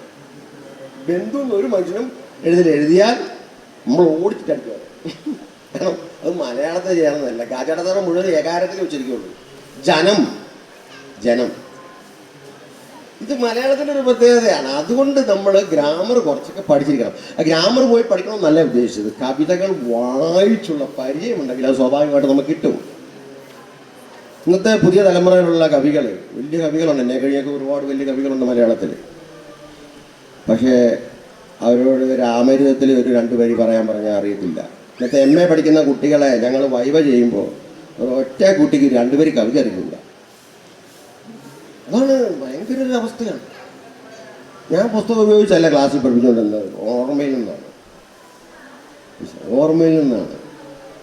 മണിമുഴക്കം, മരണദിനത്തിൻ്റെ മണിമുഴക്കം, മധുരം വരുന്നു ഞാൻ. ഓർത്താണ് പഠിപ്പിക്കുന്നത്. പലതും ഓർമ്മയിലുണ്ട്, പുസ്തകത്തിൻ്റെ ആവശ്യമില്ല. ഗുരുവിനും ശിഷ്യനും ഇടയിൽ പുസ്തകം ഗുരുതരമായൊരു പ്രശ്നമല്ല. കുഞ്ഞുണ്ണിമാര് പറഞ്ഞതാണ്. അപ്പം ഞാൻ പുസ്തകം ഉപയോഗിക്കരുതെന്നല്ല പറഞ്ഞത്, അതൊക്കെ ഉപയോഗിച്ചോളൂ. പക്ഷെ കാലം മാറിയപ്പോൾ ഹൃദിസ്ഥത എന്നുള്ള ശേഷി നഷ്ടപ്പെട്ടു. ഓർമ്മ എന്ന് പറയുന്നത് ഇന്നത്തെ സൈബർ വേൾഡ് പോലെ ഒന്നായിരുന്നു നമ്മൾ മനസ്സിലാക്കണം. ഈ മഹാഭാരതം, രാമായണം, അല്ലെങ്കിൽ ഒഡീസി, ഇലിയഡ് പോലുള്ള കൃതികളും മനുഷ്യന്റെ ചരിത്രവും എല്ലാം മനുഷ്യർ സൂക്ഷിച്ചിരുന്നത് മെമ്മറിയിലാണ്. ഇപ്പം ബുദ്ധൻ പറഞ്ഞിട്ടുള്ള ഒരു കാര്യവും ആരും എഴുതി വച്ചിരുന്നില്ല. ബുദ്ധൻ മരിച്ചതിന് ശേഷം അദ്ദേഹത്തിൻ്റെ ശിഷ്യനായിട്ടുള്ള മുടിവെട്ടുകാര സമുദായത്തിൽപ്പെട്ട, ബാർബർ സമുദായത്തിൽപ്പെട്ട ഉപാലിയും ബുദ്ധൻ്റെ ശിഷ്യനായിട്ടുള്ള ആനന്ദനും ഓർമ്മയിൽ നിന്ന് എടുത്തിട്ടുള്ളതാണ്. അപ്പം മെമ്മറി എന്ന് പറയുന്നത് വലിയൊരു ലോകമാണ്. നമ്മളിന്ന് സൈബർ വേൾഡിനെ പോയിട്ടുള്ളത് പോലെ തന്നെ ഒരു വലിയ ലോകമാണ് മെമ്മറിയിലുണ്ട്. ഞാനിതൊക്കെ മെമ്മറിയിലാണ് സൂക്ഷിച്ചിരിക്കുന്നത്. എനിക്ക് ഡിക്ഷണറി ഒന്നുമില്ല സ്വന്തമായിട്ട്. എനിക്ക് ഒരു ഡിക്ഷണറി ഞാൻ ഉപയോഗിക്കാറില്ല. ഓർമ്മയിൽ നിന്നാണ്. ഇതാണ് എനിക്ക് പറയാനുള്ളത്. മറ്റു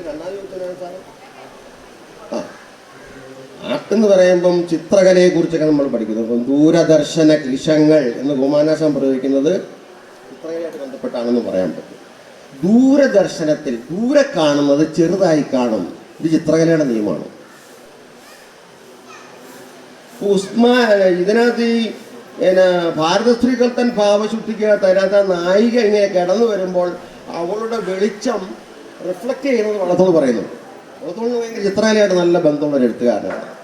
ഇപ്പൊ ചുരുളിപ്പൊഴുതേ വികൃത്ത വാഴ ചെറുകൂമ്പിൻ പടി കോമളം തവാങ്കം എന്ന് പ്രാവിന്റെ ശരീരത്തെ വർണ്ണിക്കുന്നത് എത്ര സൂക്ഷ്മമാണ്. സ്വഭാവോക്തിയുടെ ആശാനാണ് വള്ളത്തോട്. ചുരുളിപ്പം വിടർന്ന വാഴ ചാരനിറത്തിലാണ്, അല്ലേ? ചുരുളിപ്പൊഴുതേ വികൃത്ത വാഴ ചെറു കൂമ്പിൻ പടി കോമളം തവാങ്കം. ഈ നമ്മൾ ഏത് പുതിയ കവിത എഴുതുമ്പോഴും ആ പാരമ്പര്യത്തിൻ്റെ അല്ലെ പഴയ കവിതകളുടെ ഒരു ആംശികത അതിനകത്ത് വരണം. ഇടശ്ശേരിയുടെ ബിംബിസാരനിടയിലൊരു ഭാഗമാണ് എനിക്കുമുണ്ടായി ഒരു മാത് പണ്ടെന്നെ നൃപന് കൊടുത്തപ്പോൾ കിട്ടിയ വിൽക്കാശ് അപ്പടി എന്നോട് കോന്തലക്കൽ ഉടക്കിയവൾ അവൾക്ക് കുളിരിന് കമ്പിളി നേടി പിന്നീടങ്ങോ ഞാൻ ചെൽകെ ഒരട്ടി മണ്ണ് പുതച്ച് കിടപ്പു പീഡാക്കടമേ മമ ജന്മം. ഇത് ആംശികമായിട്ട് അല്ലെ മെട്രോണമി എന്ന നിലയിൽ നമുക്ക് ആറ്റൂരിൻ്റെ കവിതയിൽ കാണാം.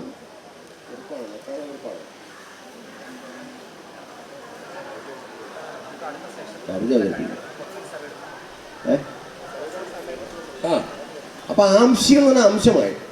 അപ്പൊ ഒന്നിന്റെ അംശം കൊണ്ട് നമുക്ക് പൂർണ്ണത്തെ സൂചിപ്പിക്കാം. അംശം കൊണ്ട് പൂർണ്ണത്തെ സൂചിപ്പിക്കുക എന്നുള്ളതാണ് മെറ്റോണമി, അല്ല ഉപാദാനം എന്ന് മലയാളത്തിൽ പറയും. അതാണ് ഇടശ്ശേരി കവിത വായിച്ചതിൻ്റെ ഇതിൽ നിന്ന് പിന്നെ ഒരു വാക്ക് ഒരട്ടി മണ്ണവൾ സ്ത്രീയെ കുറിച്ച് അതിനെ റഫറൻസ് കിടക്കുന്ന അപ്പുറത്താണ്. ഈ രീതിയിൽ ചില സമയത്ത് ഞാൻ ഈ നളയരത്തിലെ ചില ഭാഗങ്ങളൊക്കെ അങ്ങനെ ഉപയോഗിച്ചിട്ടുണ്ട്. എനിക്ക് നളയരം ഭയങ്കര ഇഷ്ടമാണ്, ഭയങ്കര അപാര കൃതിയാണ് നളയരം. അപ്പം അതിൽ വനത്തിനിടയിൽ കാണാമേ സുന്ദരത്തിനുടെ സദൃശ്യം എന്നുള്ള ഭാഗം, വനത്തിനിടയിൽ ഒരു സ്ത്രീ നിൽക്കുന്നതായിട്ട് അല്ലേ. അപ്പം ഈ ഒരു കടുവ വനത്തിൽ നിൽക്കുന്നതിനെ കുറിച്ച് ഞാൻ മുമ്പ് ഒരു കവിത എഴുതിയപ്പോൾ കടുവതൻ വര ചടുതി വായിച്ച് ഈ വനം ഇങ്ങനെ പേടിച്ച് നിൽക്കുന്നതിനെ കുറിച്ച് പറയുന്നു. വനം ഭയന്ന് നിൽക്കുന്നു കടുവയുടെ വര വായിച്ച്. ഇങ്ങനെയുള്ള ചില കാര്യങ്ങൾ കിട്ടുന്നത് നമുക്ക് പഴയ നിന്നാണ്. ഇപ്പോൾ ഭൂമിയിൽ ഊഴിയിൽ ചെറിയവർക്ക് അറിയുമാർ ഉര ചെയ്യുവേനെന്ന് രാമേരുതകാരൻ പറയുന്നു. അല്ലെങ്കിൽ നേരെ നടമിടൻ നാവിലിച്ചയോട് ചടീണ കമലതാർ എന്ന് പറയുന്നു. അല്ലയോ സരസ്വതി എന്ന നാവിൽ വന്ന് നൃത്തം ചെയ്യാനായിട്ട് മടുത്തോ അപ്പോൾ എന്ന് പറയുന്നു. അത് തന്നെയാണ് കാനനെ ദിഗംബരന് എടുത്തും പാടുന്നത്. മനസ്സിലായി? ഇങ്ങനെ ഇവർ തമ്മിൽ വലിയൊരു കണക്ഷനുണ്ട്. ഈ കണക്ഷൻ ഉള്ളത് കൊണ്ടാണ് ഇപ്പം ബാലചുള്ളിക്കാട് നമുക്ക് മലയാളത്തിലെ അറിയപ്പെടുന്ന കവിയാണ്. അദ്ദേഹത്തിൻ്റെ കവിതയിൽ ഈ പഴയകാല കവിതകളുടെ ചില സ്മൃതികൾ കിടപ്പുണ്ട്. ആശാന്റെയും അല്ല ഇടശ്ശേരിയുടെയൊക്കെ ഇടശ്ശേരിയുടെയൊക്കെ സംഭവം അമാവാസിക്കകത്ത് കാണാൻ സാധിക്കും അല്ലേ. ആ ഒരു നമ്മുടെ ഈ ഫോക്ലോർ എന്ന് പറയുന്ന സംഗതിയെ ഇടശ്ശേരി ഗംഭീരമായിട്ട് കാവിലപ്പാട്ടിലും അല്ലേ പുതപ്പാട്ടിലും ഒക്കെ ഉപയോഗിച്ചിട്ടുണ്ട്. ഫോക്ലോർ എലമെൻറ്റുകൾ ആ ബാലത്തിൻ്റെ ആദ്യകാല കവിതകളിൽ അപ്പോൾ പറയുന്നു വേതാളവും അംഗപ്പുറപ്പാട് നാളെയാണ് അവൻ അമാവാസിയിൽ ഒട്ടുകിണ്ടിയിൽ കണ്ണീർ മുട്ടിയ ബാല്യം തൊട്ടേ രാപ്പകലുകൾ എൻ്റെ ചോരയെ കടയുമ്പോൾ പൊന്തിയ വാളും. ഇങ്ങനെ ഈ നമ്മുടെ ഒരു ഹിസ്റ്ററിക്കൽ ആയിട്ടുള്ള സംഗതി അത് വളരെ പ്രധാനമാണ്. അപ്പം നമുക്ക് അമ്മദൈവ സങ്കല്പങ്ങളുണ്ട് അല്ലേ. കുറുമ്പ ഭഗവതി അല്ലെ ഈ കൊടുങ്ങല്ലൂരമ്മ കാളി എന്നൊക്കെ പറഞ്ഞ് നാട്ടിൻപുറങ്ങൾ മുഴുവൻ കാളി ക്ഷേത്രങ്ങളായിരുന്നു. ഞങ്ങളുടെ നാട്ടിലൊക്കെ ഉണ്ട് കാളി ക്ഷേത്രം. ഞങ്ങളുടെ ഒരു ക്ഷേത്രം കൂടിയായിരുന്നു അത്. എൻ്റെ വ്യക്തിത്വം എന്ന് പറയുന്നത് സാധാരണ കേരളത്തിലെ ക്രിസ്ത്യാനികളുടെ വ്യക്തിത്വമല്ല. പ്രാകൃതവും ഹൈന്ദവവും ക്രൈസ്തവവും ഇസ്ലാമികവും ബുദ്ധിസ്റ്റുമായിട്ട് കേട്ടോ. അതാണ് എൻ്റെ ഡിഫറൻസ്. മറ്റ് കേരളത്തിലെ സാധാരണ ക്രിസ്ത്യാനിയല്ല ഞാൻ. അതിവിടെയെങ്കിലും അല്ല എൻ്റെ മനസ്സ് യൂറോപ്പിലെവിടെയാണ്. മാഷ് ഈ യൂറോപ്പിലെവിടെയോ ആണ് എന്ന് പറഞ്ഞു നിർത്തിയതാണ് എനിക്കൊരു കാര്യം ചോദിക്കാനുള്ളത്. യാദൃശ്ചികമായിട്ട് അത് അങ്ങ് വന്നു പോയതാണെന്ന് തോന്നുന്നു. പിന്നെ മാഷിൻ്റെ അന്വേഷണങ്ങളിലും എഴുത്തുകളിലൊക്കെ നമുക്ക് കാണാൻ കഴിയുന്നൊരു കാര്യം, മാഷ് മനുഷ്യരെ അന്വേഷിച്ചുള്ള നടക്കലാണ്, പലതരത്തിലുള്ള നടത്തങ്ങൾ. അത് മാഷ് അവിടെ അങ്ങനെ എഴുതി വെച്ചിട്ടുണ്ട്. അതിൻ്റെ ഭാഗമായിട്ട് മാഷ് ജിപ്സികൾ അന്വേഷിച്ചിട്ട് തുർക്കിയിൽ പോകുന്നുണ്ട്. ഈ അനറ്റോലിയയിലാണ് ജിപ്സികളുടെ ഈ ഒരു പ്രഭാവം, അവരുടെ ഒരു ഒഴുക്കിൻ്റെ പ്രഭാവം എന്നുള്ള രീതിയിൽ മാഷ് ജിപ്സികൾ അന്വേഷിച്ചോട്ട് പോകുന്നുണ്ട്. എന്തിനാണ് മാഷ് ജിപ്സികൾ അന്വേഷിച്ച് പോകുന്നത്? ഞാനത് ഈ എൻ്റെ ചില യാത്രകളിൽ മാഷ് അത് എഴുതിയതിന് ശേഷം പിന്നെ എൻ്റെ ചില യാത്രകൾ പ്രത്യേകിച്ച് കിഴക്കൻ യൂറോപ്പിലൊക്കെ യാത്ര ചെയ്ത സമയത്ത് എങ്ങനെയാണ് ആ യൂറോപ്യൻ ജീവിതത്തിൽ ഒരു പാരലായിട്ട് ഈ ജിപ്സി ജീവിതം എന്ന് അന്വേഷിക്കാൻ ശ്രമിച്ചിട്ടുണ്ട്. മാഷ് അതിനെക്കുറിച്ചൊന്ന് പറയാമോ? എന്തിനാണ് മാഷ് ഈ ജിപ്സികളെ അവരുടെ ഭാഷ, സംസ്കാരം, സംഗീതം ഇതിനെ അന്വേഷിച്ച് പോകുന്നത് എന്തുകൊണ്ടാണ്? ഒരുപാട് വലിയ സബ്ജക്റ്റാണ്, ഞാൻ ചുരുക്കി പറയാം. കാരണം ആ പുസ്തകം ഇറങ്ങുന്നുണ്ട് DC ബുക്സിൽ, അടുത്ത മാസം ഇറങ്ങും. ജിപ്സികൾ എന്നുള്ള പുസ്തകം. ആരും മേടിക്കരുത് കേട്ടോ. എന്നാലും മേടിക്കില്ല, അങ്ങനെ മേടിക്കില്ല.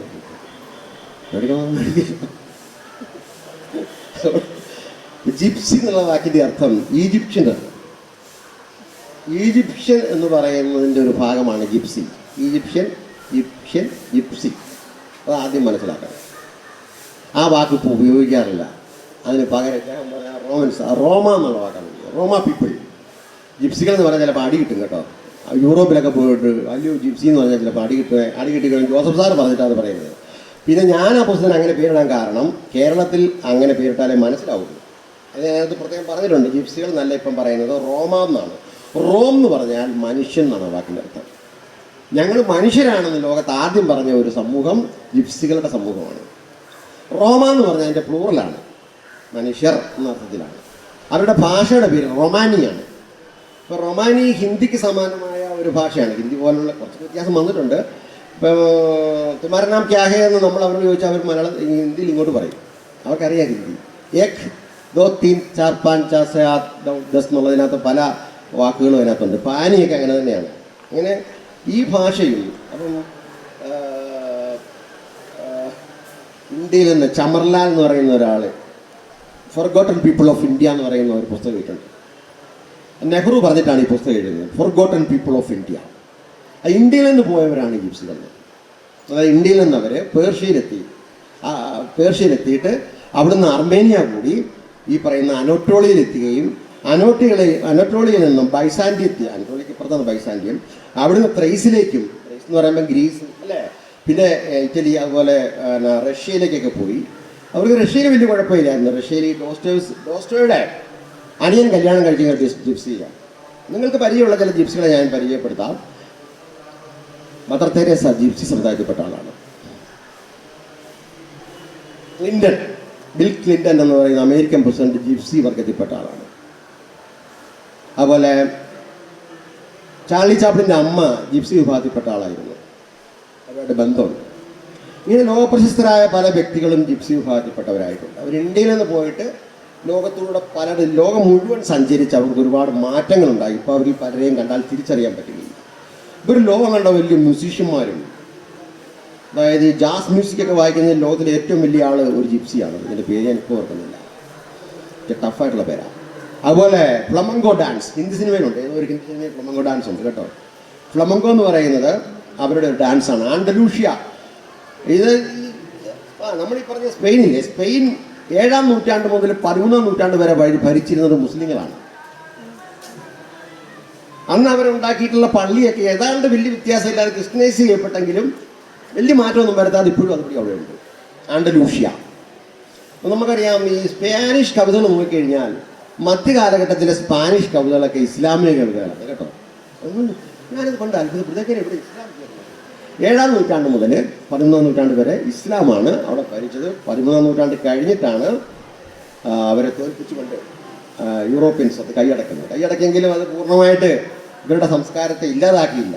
അത് മുസ്ലിങ്ങൾ തന്നെയാണ് ചെയ്തത്. ഇസ്താംബൂളിലെ ഹാഗിയ സോഫിയയിലെ ക്രിസ്ത്യൻ സംസ്കാരത്തിൻ്റെ എല്ലാ സന്ദേശങ്ങളും ഉണ്ട്. അവർ പേര് ചർച്ച പണിയുന്നുണ്ട്. ബ്ലൂ മോസ്ക് എന്ന് പറയുന്ന പണിയുന്നുണ്ട്. അദ്ദേഹവും ഞാനും അവിടെ പോയിട്ടുള്ളവരാണ്. ഒരുമിച്ച് പോകാൻ പറ്റിയില്ല. അപ്പോൾ ഇങ്ങനെയൊക്കെയാണ് മനുഷ്യബന്ധങ്ങൾ.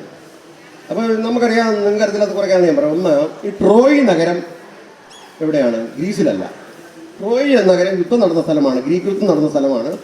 അത് തുർക്കിയിലാണ്. ബൈബിളിലെ ഏറ്റവും പ്രശസ്തമായ എഫസസ് എന്ന് പറയുന്ന സ്ഥലം തുർക്കിയിലാണ്. എഫസസിൽ വെച്ചാണ് പോൾ എന്ന് പറയുന്ന പൗലോസ് അപ്പോസ്തലൻ, പൗലോസ് അപ്പോസ്തലൻ അവർക്ക് ലേഖനം എഴുതിയത്, എഫെസ്യക്കാർക്ക് എഴുതിയ ലേഖനം. അപ്പോൾ ഞങ്ങളുടെ സാറ് പറയായിരുന്നു, പൗലോസ് അപ്പോസ്തലൻ FACT-കാർക്ക് എഴുതിയ ലേഖനം എന്ന് പറഞ്ഞത്. ആലുവ FACT അവർക്ക് എളുപ്പത്തിൽ പറയാം. എഫെസസുകാർക്ക് എഴുതിയ ലേഖനം അവിടെ വെച്ച് എഴുതിയിട്ടുള്ളതാണ്. അതുപോലെ വേറൊരു സ്ഥലമാണ് ഹിരാപോളിസ്. ഹിര എന്ന് പറഞ്ഞാൽ ഏതോ ഒരു രാജ്ഞിയുടെ പേരാന്ന് തോന്നുന്നു. പോളിസ് എന്ന് പറഞ്ഞാൽ നഗരം എന്നാണ്. മെട്രോപോളിസ് എന്നൊക്കെ പറയല്ലേ. പോളിസ് എന്ന വാക്കിനർത്ഥം നഗരം എന്നാണ്. അപ്പം ഇങ്ങനെ മറ്റു മതങ്ങളുടെ സംസ്കാരങ്ങളെ ഇന്ത്യ മാത്രമാണ് സംരക്ഷിക്കുന്നത് വിചാരിക്കരുത്. ലോകത്ത് മതമൈത്രിയുള്ള ഒരുപാട് രാജ്യങ്ങളുണ്ട്. ഇപ്പം മൊറോക്കോയിലെ ഏതാണ്ട് 80%, 80-ൽ താഴെ 50-ലെങ്കിലും കൂടുതൽ ശതമാനം മുസ്ലിങ്ങൾ പള്ളിയിലേ പോകില്ല. തുർക്കിയിലെ മുസ്ലിങ്ങൾ പെണ്ണുങ്ങളെല്ലാവരും സിഗരറ്റ് വലിക്കും. ഇവിടെ വലിക്കണമെന്നല്ല പറയുന്നത്. അതുപോലെ അവർ പർദ്ദ ഉപയോഗിക്കുന്നത് കുറവാണ്. പാൻറ് ഷർട്ടൊക്കെ ഇട്ട് അല്ലേ ഡാൻസും ഒക്കെ നടത്തുന്ന ബെല്ലി ഡാൻസൊക്കെ അവിടെ ഉള്ളതാണ്. അങ്ങനെ വളരെ വ്യത്യസ്തമാണ്. ഈ റംസാൻ്റെ അന്ന് പോലും ബാറൊക്കെ തുറക്കുന്ന സ്ഥലമാണ് തുർക്കി. അങ്ങനെ വളരെ വ്യത്യാസമുണ്ട്. ഇതൊക്കെ എല്ലാ മതവും ലോകത്തെല്ലായിടത്തും ഒരുപോലാണെന്ന് ആരും കരുതരുത്. ഇപ്പം നമ്മൾ പറയുമല്ലേ, ഇപ്പം മഹാഭാരതത്തിൻ്റെ കാലത്ത് എല്ലാവരും ചാതുർവർണ്ണ വ്യവസ്ഥയൊന്നും പാലിച്ചിരുന്നില്ല. പ്രത്യേകിച്ച് മാതൃം എന്നൊക്കെ പറഞ്ഞ രാജ്യങ്ങൾ ഇവരുടെ ഒന്നും ആശയത്തെ അംഗീകരിച്ചിരുന്നില്ല. ധർമ്മപുത്രരുടെ സദസ്സിൽ 2 ഇവരുണ്ടായിരുന്നു, ശൂദ്രന്മാരുണ്ടായിരുന്നു ഭരണകൂടം. അതുപോലെ കൂടുതലും ഈ പറയുന്ന വൈശ്യരായിരുന്നു, ബ്രാഹ്മണൻ ഒരാരേ ഉള്ളായിരുന്നു. ഇതൊക്കെയാണ് ചരിത്രത്തിൽ പറയുന്ന കാര്യം. ഇത് മഹാഭാരതമൊക്കെ വായിക്കാം. ഇവിടെ കിടന്ന് നമ്മൾ ഡിസ്കസ് ചെയ്തിട്ട് കാര്യമില്ല. ആദ്യം നമ്മൾ ഈ 2-ാം കൂടല്ല വായിക്കേണ്ടത്. 2-ാം കൂടെ വായിച്ച കുഴപ്പമില്ല, നല്ല കൃതിയാണ്, രസമുണ്ട് വായിക്കാം. ഒറ്റ രാത്രി കൊണ്ട് വായിച്ചു തീർക്കാം. പക്ഷെ മഹാഭാരതം വായിക്കാം. മഹാഭാരതം കെ കൊച്ചു അദ്ദേഹത്തിൻ്റെ ആത്മകഥ പറഞ്ഞല്ലോ, ഞാൻ മഹാഭാരതം കുത്തിയിരുന്ന് വായിച്ചെന്ന് പറയുന്നുണ്ട്. അത് വായിക്കണം നമ്മൾ. അത് വായിക്കാതെ നമ്മൾ ചുമ്മാ അതിനെക്കുറിച്ച് ഡിസ്കസ് ചെയ്തിട്ട് കാര്യമില്ല. രാമായണമൊന്നും വായിക്കാതെ ചുമ്മാ ഡിസ്കസ് ചെയ്തിട്ട് കാര്യമില്ല. വായിച്ചവൻ ആണ് എ കെ രാമായണൻ. അദ്ദേഹം പറഞ്ഞ കാര്യമാണ് ഇവരെല്ലാം ഇവർക്ക് ഇങ്ങനെയാണ്. ഇനി ഇവിടെ പറഞ്ഞ് അവസാനിപ്പിക്കുക. ജിപ്സികൾ ഇങ്ങനെ ലോകം മുഴുവൻ നടന്ന മനുഷ്യരാണ്. അവരെക്കുറിച്ച് ഞാൻ എഴുതിയ മലയാളത്തിലൊരു പുസ്തകമില്ല ജിപ്സികളെ കുറിച്ച് ആധികാരികമായിട്ട്. ഞാൻ ഇംഗ്ലീഷ് പുസ്തകങ്ങളാണ് ധാരാളം ഉപയോഗിച്ചിട്ടുള്ളത്. അതിൽ ചില പുസ്തകങ്ങളൊക്കെ സ്പാനിഷിലും ഇറ്റാലിയനിലും ഒക്കെയാണ്. അത് വായിക്കാൻ എനിക്ക് പറ്റിയില്ല. അല്ലാത്ത പുസ്തകങ്ങൾ 100 പുസ്തകങ്ങൾ ഞാൻ നോക്കിയിട്ടാണ് ഈ പുസ്തകം എഴുതിയിട്ടുള്ളത്. അതൊരു സ്റ്റഡിയാണ്. ഞാൻ PhD ഒന്നും ഇല്ലാത്ത ആളല്ലേ. എനിക്ക് വേണമെങ്കിൽ PhD തരാവുന്ന ഒരു പുസ്തകമാണ് ജിപ്സികൾ. പക്ഷെ തരണ്ട. അവിടെ താങ്ങാനുള്ള ശേഷി എനിക്കില്ല.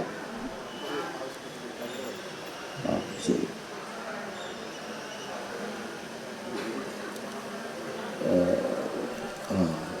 ഒരു പാട്ട് പോലെ അതില്ല. ഇംഗ്ലീഷ് കുറേ വരികൾ എന്നാണ്.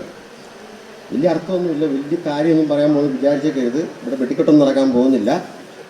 വെടിക്കെട്ടിന് പിറ്റേ ദിവസമുള്ള പടക്കം പൊട്ടിക്കണമല്ലോ. നമ്മൾ പിള്ളേർ പോയി പൊട്ടിക്കുമല്ലോ, ഓരോന്നൊക്കെ എടുത്ത് വെടിവെക്കില്ല. അതുപോലുള്ള വെടിയാട്ടില്ല. പുതച്ചുറങ്ങാൻ കമ്പിളിയുള്ളൊരു തണുപ്പ് കാലത്തെത്ര സുഖം. പുതച്ചുറങ്ങാൻ കമ്പിളിയുള്ളൊരു തണുപ്പ് കാലത്തെത്ര സുഖം. ഒരു കിളിവാതിലിൽ കൂടിക്കാണും ഇടവപ്പാതിക്കെന്തു രസം. ഒരു കിളിവാതിലിൽ കൂടിക്കാണും ഇടവപ്പാതിക്കെന്തു രസം. തെളിനീരുറവകൾ തുറന്നു കിട്ടുകിൽ എരിപൊരു വേനലുമെത്ര രസം. തെളിനീരുറവകൾ തുറന്നു കിട്ടുകിൽ എരിപൊരു വേനലുമെത്ര രസം. ഒറ്റപ്പെട്ടവനൊരു വയൽ നോക്കി തന്നെ വരച്ചിരസിക്കുന്നു. ഒറ്റപ്പെട്ടവനൊരു വയൽ നോക്കി തന്നെ വരച്ചിരസിക്കുന്നു. നഷ്ടപ്രണയം പിന്നോട്ടത്താൽ രത്നം പോലെ തിളങ്ങുന്നു. സാധാരണയൊരു പെണ്ണിന ഭംഗികൾ കാലം പോകെ ഭംഗികളാം. സാധാരണയൊരു പെണ്ണിന് അഭംഗികൾ കാലം പോകെ ഭംഗികളാം. സമ്പന്നതയുടെ ചില വേളകൾ ദാരിദ്ര്യത്തിലുമുണ്ടാകാം. സമ്പന്നതയുടെ ചില വേളകൾ ദാരിദ്ര്യത്തിലുമുണ്ടാകാം. കുന്നിലിരുന്നാൽ കാണാൻ കഴിയും താഴെ ഗ്രാമം മുഴുവനുമേ. കുന്നിലിരുന്നാൽ കാണാൻ കഴിയും താഴെ ഗ്രാമം മുഴുവനുമേ. കുളക്കരയേറെ കാത്താൽ ഒരു മീൻ പൊങ്ങിച്ചാടുന്നതു കാണാം. കുളക്കര ഏറെ കാത്താൽ ഒരു മീൻ പൊങ്ങിച്ചാടുന്നതു കാണാം. പുതച്ചുറങ്ങാൻ കമ്പിളിയുള്ളൊരു തണുപ്പ് കാലത്തെത്ര സുഖം.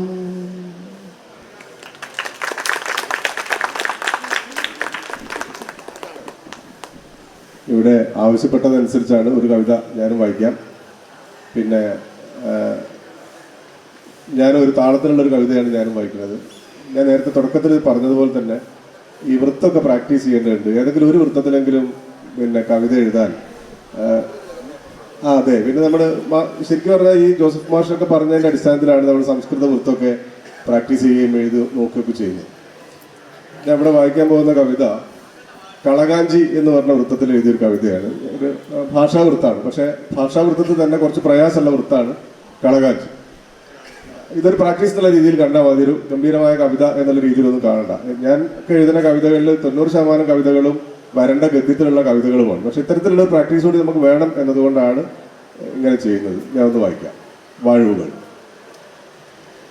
കരുണയോടു വിവിധ തര വാഴ്വുകളിലാകയും ചുറ്റിത്തിരിഞ്ഞു സായന്തന താരയിൽ പ്രിയമധുരമഖില ജനവാത്സല്യ കാരണാൽ ലോകങ്ങളിൽ തല്ലി വീണ്ടുമിങ്ങെത്തവേ. സ്മൃതി നിരകൾ അമൃതമഴ ചൊരിയുമീ സന്ധ്യയിൽ തന്നെയല്ലാതെ ഞാനാരെ ഓർക്കാൻ സഖേ. സ്മൃതി നിരകൾ അമൃതമഴ ചൊരിയുമീ സന്ധ്യയിൽ തന്നെയല്ലാതെ ഞാനാരെ ഓർക്കാൻ സഖേ. പരവയതിൽ നുരയുമൊരു തിര പോലെ ഇന്നിതാ പോയ കാലങ്ങൾ ചലിക്കുന്നു ചിത്രമായി.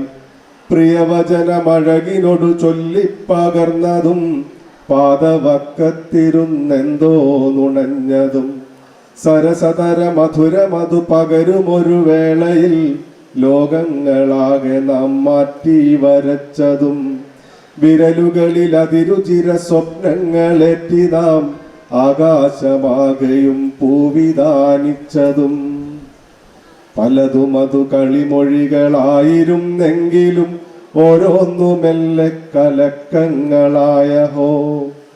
പലതും അതു കളിമൊഴികളായിരുന്നെങ്കിലും ഓരോന്നുമെല്ലെ കലക്കങ്ങളായ ഹോ. ഇനിമയിൽ ഇരുവഴികളാകട്ടെ എന്നു നാം മിണ്ടാതെ മെല്ലെ പിരിഞ്ഞു പോയെങ്കിലും ഒരു രസവും ഒരു ദിനവുമില്ലായിരുന്നടോ നമ്മൾ രണ്ടായി നടന്ന വഴികളിൽ. ഉയിരുതവയുടലുമമ എന്നായി വരയ്ക്കുവാൻ തമ്മിൽ നിറങ്ങളായാടയും നമ്മളായി. ഉയിരുതവയുടലുമമ എന്നായി വരയ്ക്കുവാൻ തമ്മിൽ നിറങ്ങളായി ആടയും നമ്മളായി. വഴിയിലൊരു പിഴവു കലരാതെ ചുമർ ചിത്രമായി നാം കലർന്നിടുമോ വീണ്ടുമെന്നെങ്കിലും. വഴിയിലൊരു പിഴവു കലരാതെ ചുമർ ചിത്രമായി നാം കലർന്നിടുമോ വീണ്ടുമെന്നെങ്കിലും. കളകാജീവിതത്തിൽ നമ്മുടെ ഇന്ദ്രകാണ്ഡമില്ലേ, ഇന്ദ്രകാണ്ഡം അധ്യാത്മരാമായണത്തിലെ അത് നിങ്ങൾ ശരിക്കും ഹൃദയസ്ഥമാക്കി പഠിക്കണം. അതേ സകല സുഖ കുല വിമല തിലകിത കളേബരെ സാരസ്യ പീയൂഷ സാര സർവസ്വമേ കഥയമമ കഥകള ദിസാദരം കാകുൽസ്ഥലീലകൾ കേട്ടാൽ മതി. അത് ശരിക്കും ഒരു 10-15 പ്രാവശ്യം വായിച്ച് BA മലയാള കുട്ടികളൊക്കെ അങ്ങ് പഠിച്ചോളും, നന്നാവും കേട്ടോ. ഒരു ഇൻ്റർവ്യൂ ഒക്കെ ചെല്ലുമ്പോൾ അവരൊരു കവിത അല്ലാതെ നിൽക്കുമ്പം അല്ലേ, വിരാവിശപ്പെനിക്കേറ്റമുണ്ടോർക്ക നീ മമപതന ഭുഖരമതിൽ വിരവിനോട് പൂക നീ മറ്റൊന്നും ഓർത്തു കാലം കളയായിടോ. അപ്പൊ ജോലി എടുത്ത് കൈകൊടുക്കും കേട്ടോ.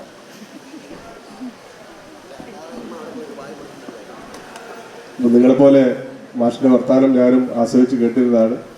പിന്നെ ഇന്ന് തൊട്ടടുത്ത് സെഷൻ ഇല്ലാത്തതുകൊണ്ട് ഒരു ശ്വാസം മുട്ടുണ്ടായിട്ടില്ല.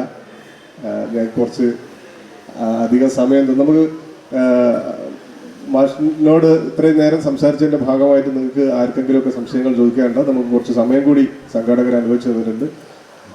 എല്ലാവരും 1-2 ചോദ്യങ്ങളെങ്കിലും കുറച്ച് പേരെങ്കിലും ചോദിക്കണം എന്ന് അഭ്യർത്ഥിക്കുകയാണ്.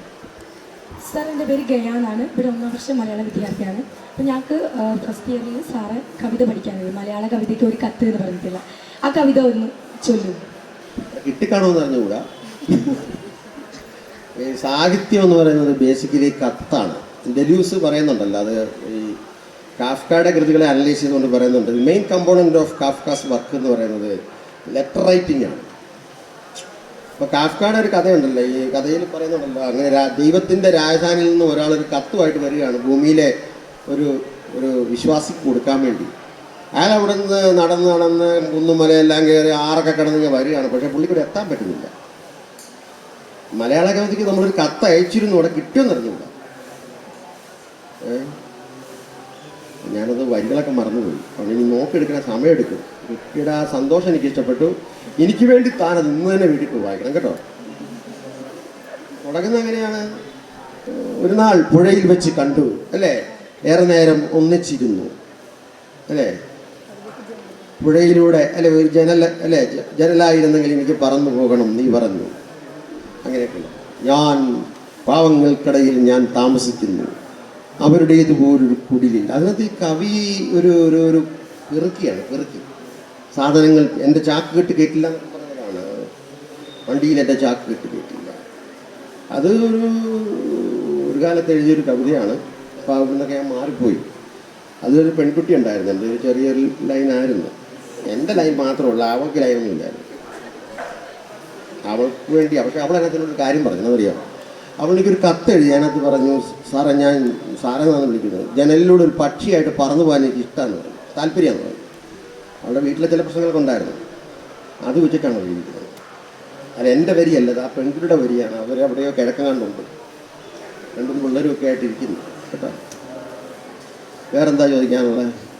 മാഷിന്റെ ഒരു കവിതയുണ്ടല്ലോ, എൻ്റെ കവിതയോ കാട്ടുഞാവൽപ്പഴം, എൻ്റെ കവിതയോ അമ്മതൻ ചുണ്ടുകൾ, എൻ്റെ കവിത തൻ ജ്ഞാനസ്നാനത്തിനാൽ നിന്നെ സഹോദരിയാക്കുകയാണ്.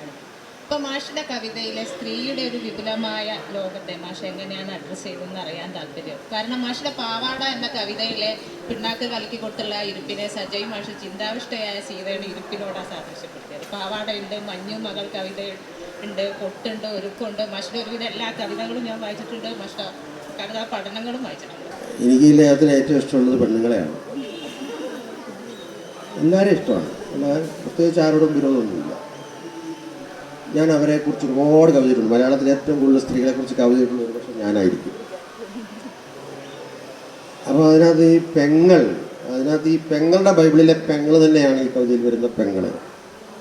വീടിൻ്റെ മുറ്റമടിച്ച് ചെരുപ്പിട്ട കോഴിക്ക് വറ്റ് വിളമ്പി എന്നുള്ള ആ കവിതയിൽ അവളുടെ ആ ജീവിതം, വീടിൻ്റെ മുറ്റമടിച്ച് ചെരുപ്പിട്ട കോഴിക്ക് വറ്റ് വിളമ്പി, അല്ലേ? അങ്ങനെ പെങ്ങളുടെ ഒരു ലോകം. ഞാൻ അവരുടെ കൂടെ ആയിരുന്നു. എനിക്ക് 2 പെങ്ങന്മാരുണ്ടായിരുന്നു. അനസൂയ പ്രിയമ്പതമാരെ പോലെ ശകുന്തളയുടെ കൂട്ടുകാരികളായിരുന്നല്ലോ. അതേപോലെ എനിക്ക് 2 പെങ്ങന്മാരുണ്ടായിരുന്നു. ഞാൻ അവരെ ഒരുപാട് സ്നേഹിച്ചവരാണ്, എപ്പോഴും സ്നേഹിക്കുന്നു. അവരുടെ അതുകൊണ്ട് സ്ത്രീകളെക്കുറിച്ച് ഞാൻ ധാരാളം കവിതകളുണ്ട്. ഈ പറഞ്ഞ പാവാടയ്ക്കകത്തുണ്ട്, മലയാള കവിതയ്ക്ക് ഒരു കത്തിനകത്തുണ്ട്, 16 വർഷങ്ങൾക്ക് ശേഷം, അങ്ങനെയൊക്കെയുള്ള ഒരുപാട് കവിതകളിൽ ഒരു സ്ത്രീയല്ല, പല സ്ത്രീകൾ എൻ്റെ കവിതയിൽ വന്നിട്ടുണ്ട്. അവരൊക്കെ എൻ്റെ കൂട്ടുകാരായിരുന്നു. എനിക്ക് ആ വലിയ സന്തോഷമുണ്ട്. ഞാൻ ചെറുപ്പത്തിൽ ഒരു സ്ത്രീയാണെന്നാണ് ഞാൻ വിചാരിച്ചത്. എനിക്ക് എൻ്റെ കൂട്ടുകാരെല്ലാം ചെറുപ്പത്തിൽ സ്ത്രീകളായിരുന്നു. പെൺകുട്ടികളുമായിട്ടായിരുന്നു എൻ്റെ കൂട്ടുമുള്ളി, കഞ്ഞിയും കറിയും കളിയും എല്ലാ പരിപാടിയും പെൺകുട്ടികളുമായിട്ടായിരുന്നു, കുളിക്കാൻ പോകുന്നതുമല്ല. അങ്ങനെ എനിക്ക് സ്ത്രീകളോട് ഭയങ്കര ഒരു അഫിലിയേഷൻ വളരെ ചെറുപ്പത്തിലേ ഉണ്ട്. പിന്നെ ഞാൻ നാടകത്തിൽ സ്ത്രീയായിട്ട് വേഷം കെട്ടിയിട്ടുണ്ട്. വേറെ ആർക്കും താല്പര്യമില്ലാത്തതുകൊണ്ട് ഞാൻ തന്നെ കെട്ടി. അവസാനം ഒരു സാരി കൊടുത്ത് ഞാൻ വേദിയിൽ വന്നായിരുന്നു. അതോടുകൂടി ഒരു സ്ത്രീത്വത്തോടുമൊക്കെ ഒരു വലിയ ഒരു അടുപ്പം എനിക്കുണ്ട്. നിങ്ങൾക്കറിയാം, ലോകത്തിലെ ഏറ്റവും വലിയ കവിയായിരുന്ന റിൽക്കെ ചെറുപ്പത്തിൽ വളർത്തിയത് സ്ത്രീ ആയിട്ടാണ്, ഒരു പെൺകുട്ടിയായിട്ടാണ്. റിൽക്കയുടെ ചെറുപ്പത്തിലുള്ള ചിത്രകട ഒക്കെ രസം തോന്നുന്നു. ഒരു പെൺകുട്ടിയായിട്ടാണ് അദ്ദേഹത്തെ വളർത്തിയത്. അവർക്ക് പെൺകുട്ടി ഉണ്ടായിരുന്നില്ലെന്ന് തോന്നുന്നു. അപ്പോൾ അങ്ങനെ വളർത്തിയ റിൽക്കെയാണ് പിന്നീട് ലോകത്തിലെ ഏറ്റവും വലിയ കവികളിൽ ഒരാളായിട്ട്. അപ്പോൾ ആണായിരിക്കുക പെണ്ണായിരിക്കുക അതിനൊന്നും വലിയ കാര്യമൊന്നുമില്ല. ഇപ്പോൾ ഒരു ആണിന് പെണ്ണിൻ്റെ സ്വഭാവം ഉണ്ടെന്നൊക്കെ പറഞ്ഞ് നമ്മുടെ സമൂഹം കളിയാക്കിയിരുന്നു. തെറ്റാണ്. പെണ്ണിന് ആണുങ്ങളുടെ സ്വഭാവം, ആണിന് അതൊക്കെ വരാം, പ്രകൃതിയുടെ നിയമങ്ങളാണ്, നമുക്കൊന്നും പറയാൻ പറ്റുന്ന കാര്യം.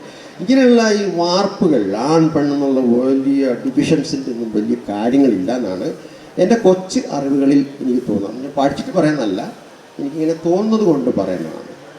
അതുകൊണ്ട് സ്ത്രീ എന്ന് പറയുന്നത് പെണ്ണ് എന്ന് പറയുന്നത്, പെൺകൾ എന്ന് പറഞ്ഞാൽ പെൺകള്ളാണ്. പെണ്ണെന്നല്ല വിളിക്കുന്നത്, പെൺകള്ളെന്നാണ്. കള്ളെന്ന് പറഞ്ഞാൽ ബഹുവചനമാണ്. അവിടെ പൂജക ബഹുവചനമായിട്ടാണ് വർക്ക് ചെയ്യുന്നത്. ബഹുമാനിച്ച് വിളിക്കുന്ന വാക്കാണ് പെൺകൾ, അതാണ് പെങ്ങൾ. അപ്പം അതൊക്കെ അറിഞ്ഞുകൂടാ, നമുക്ക് മലയാളം പഠിച്ചവർക്കൊക്കെ അറിയത്തുള്ളൂ, അല്ലാത്തവർക്കൊന്നും അറിയണമെന്നില്ല. പെൺകൾ എന്ന് പറയുന്നൊരു വാക്കല്ല, പെൺകൾ ചേരുന്ന ഒരു വാക്കാണ്. അതിനകത്ത് 2 സംശയങ്ങളുണ്ട്, അല്ലേ? അതാണ് നമ്മൾ സ്ത്രീയെ എത്ര ബഹുമാനിക്കും എന്നുള്ളതിൻ്റെ ഇതാണ്. പക്ഷേ എല്ലാവർക്കും അത് പറ്റുന്നില്ല. കാരണം ഈ ബഹുജന വിദ്യാഭ്യാസത്തിൽ നമ്മൾ ബാക്ക്വേർഡാണ്. നമ്മൾ ഈ കോളേജിൽ ഇരുന്ന് കുറേ കാര്യങ്ങൾ പറഞ്ഞിട്ട് കാര്യമില്ല. ഇതൊക്കെ ജനങ്ങളിലേക്ക് ഇറങ്ങി ചെല്ലണം. തെരുവിൽ പോയി നിങ്ങൾ പഠിപ്പിക്കണം ആൾക്കാരെ. അത് പറ്റില്ലല്ലോ. അവർക്കൊന്നും അറിവിന് വേണ്ടി ദാഹിക്കുന്ന മനുഷ്യർ ഈ കേരളത്തിന് പുറത്തൊക്കെ ഉണ്ട്. അവരൊക്കെയാണ് കൊലപാതകവും അതും ഇതൊക്കെ നടത്തുന്നത്. അവർക്ക് അറിവില്ലായ്മ കൊണ്ട് ചെയ്യുന്നതാണ്. അവരെ നന്മയിലേക്ക് നയിക്കുവാൻ പൊതുസമൂഹത്തിന് ബാധ്യതയുണ്ട്. ഇവിടെ ഒരു കാര്യം പറഞ്ഞ അവസാനം ഇപ്പോൾ ടി വിയിലൊക്കെ വലിയ ചർച്ച വരും, ഇത് ഏതാ ശരിയെന്ന് ആർക്കറിയാം? അറിവുള്ളവർ കൃത്യമായി പറഞ്ഞു കൊടുക്കണം. അല്ലാതെ 10 പേരിൽ നിന്ന് തിരിഞ്ഞും പറഞ്ഞും പറയുകയല്ല വേണ്ടത്. ഒന്നും മനസ്സിലാവില്ല, ഏതാ ശരിയെന്ന് ആർക്കറിയാം? ഡു ഓർ ഡൈ എന്തെങ്കിലും ഒന്ന് പറഞ്ഞു തരൂ. അത് നിങ്ങൾക്ക് തോന്നുന്നില്ല എനിക്കൊരു ഗുരുവിനെ വേണമെന്ന്? അപ്പം ഞാൻ ഈ ജോലി കിട്ടിയപ്പോൾ ഞാൻ എൻ്റെ സാറിനെ പോയി കണ്ടു, സാറേ ഞാൻ ഈ ജോലി ജോയിൻ ചെയ്യണം. എനിക്ക് കൺഫ്യൂഷനായിപ്പോയി. അല്ലെങ്കിൽ പഠിച്ചുകൊണ്ടിരിക്കുക. പുള്ളി പറഞ്ഞോടാ പോയി ജോയിൻ ചെയ്യുന്നത് നല്ലത്, കാരണം നാളെ ചിലപ്പോൾ പഠിച്ചു കഴിയുമ്പോൾ ജോലി കിട്ടണമെന്നില്ല, നീ തെണ്ടിപ്പോകുമെന്ന് പറഞ്ഞു. അങ്ങനെയാണ് ഞാൻ ജോലിക്ക് പോയത്. അത് നമ്മൾക്കൊരു വലിയൊരു മനുഷ്യൻ്റെ സാന്നിധ്യം നമ്മൾ എപ്പോഴും പ്രതീക്ഷിക്കുന്നു. ഗുരുവോ, നാരായണ ഗുരുവാണല്ലോ നമ്മളെയൊക്കെ ഈ ഇപ്പോഴും നിയന്ത്രിച്ചുകൊണ്ടിരിക്കുന്നത്. നാരായണ ഗുരുവിൻ്റെ ഒരു തണൽ നമുക്കുണ്ടല്ലോ, ഇല്ലേ? വേറെ ആരാ നമുക്കുള്ളത്? പിന്നെ ഗാന്ധിയുണ്ട്, അല്ലെ അംബേദ്കർ ഉണ്ട്, അല്ലെങ്കിൽ നെഹ്റുവിനെ പോലുള്ളൊരു മതേതരവാദിയുണ്ട്, അല്ലെ കേരളത്തിൽ പണ്ടുണ്ടായിരുന്ന ഏതിനെയും ചോദ്യം ചെയ്യുന്ന പലരും ഉണ്ടായിരുന്നു. അതൊക്കെയല്ലേ നമുക്കൊരു ഒരു ഒരു അല്ലേ? അവരൂടെ അങ്ങോട്ട് പോയ തന്നെയായിരുന്നു. വാട്ടർ ഗോപാലകൃഷ്ണനൊക്കെ വേറെ വഴിക്ക് പോയി. അതുകൊണ്ട് ആ ലീലാവതി ടീച്ചറും പോയി. ലീലാവതിന് ഓർമ്മയൊന്നും ഇല്ലാത്തതുകൊണ്ട് എടുത്തുകൊണ്ട് പോയതായിരിക്കും. പാവം. അവരൊക്കെ എന്താണെന്ന് ഇങ്ങനെ ചെയ്യുന്നത്? ഒരു സ്ഥിരത വേണ്ടേ നമുക്ക്? സ്ഥിരത വേണം കേട്ടോ.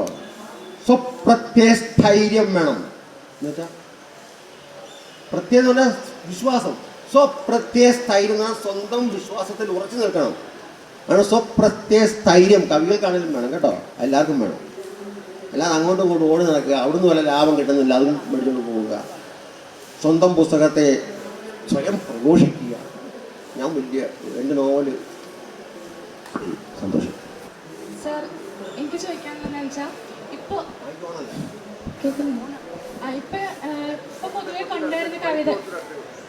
പൊതുവെ കണ്ടുവരുന്ന കവിതകളെല്ലാം ഇപ്പൊ സമൂഹത്തിൽ നടക്കുന്ന കാര്യങ്ങളാണ് കൂടുതൽ അതിന്റെ തീമായിട്ട് വരുന്നത്. അപ്പോൾ പണ്ടത്തെ കവിതകൾ എന്ന് പറഞ്ഞാൽ ഭാവന, സങ്കല്പം, അങ്ങനെയുള്ള വിഷയങ്ങളായിരുന്നു വന്നിരുന്നത്. അപ്പോൾ ഒരു കവിത അതിന്റെ പൂർണ്ണതയിലെത്താൻ ഭാവനയ്ക്കും സങ്കല്പത്തിനൊക്കെ പ്രാധാന്യമുണ്ട്. അതിപ്പോൾ റിയൽ ആയിട്ടുള്ള കാര്യങ്ങൾക്കാണ് ഇമ്പോർട്ടൻസ് കൊടുക്കണ്ടേ എന്നുള്ളത് ചോദ്യമാണത്. ഉത്തരം പറയാൻ എത്രമാത്രം പറ്റുമെന്നാണ് എൻ്റെ പേടി. ഇപ്പോഴത്തെ കവിതകളിൽ കവിതയില്ല, കുറവാണ്. അതൊരു സത്യമാണ്. കവിത എന്നൊക്കെ പറയുന്നത് തന്നെ വീട്ടിലെ ഞാനാള് നിസ്സാരമല്ല. അപ്പം ഇപ്പോഴത്തെ കവിതയിൽ കവിത കുറവാണ്. അപ്പോൾ രാഷ്ട്രീയവും കാര്യങ്ങളുമൊക്കെ ആവശ്യമുണ്ട്. അതുപോലെ കവിതയും ശക്തമായിരിക്കണം. അല്ലെ പുതിയൊരു സംഗതിയിലേക്ക് വരണം, ഒരു കൺസെപ്ച്വൽ എന്നുള്ള രീതിയിലേക്കൊക്കെ കാര്യങ്ങൾ കൊണ്ടുപോകണം.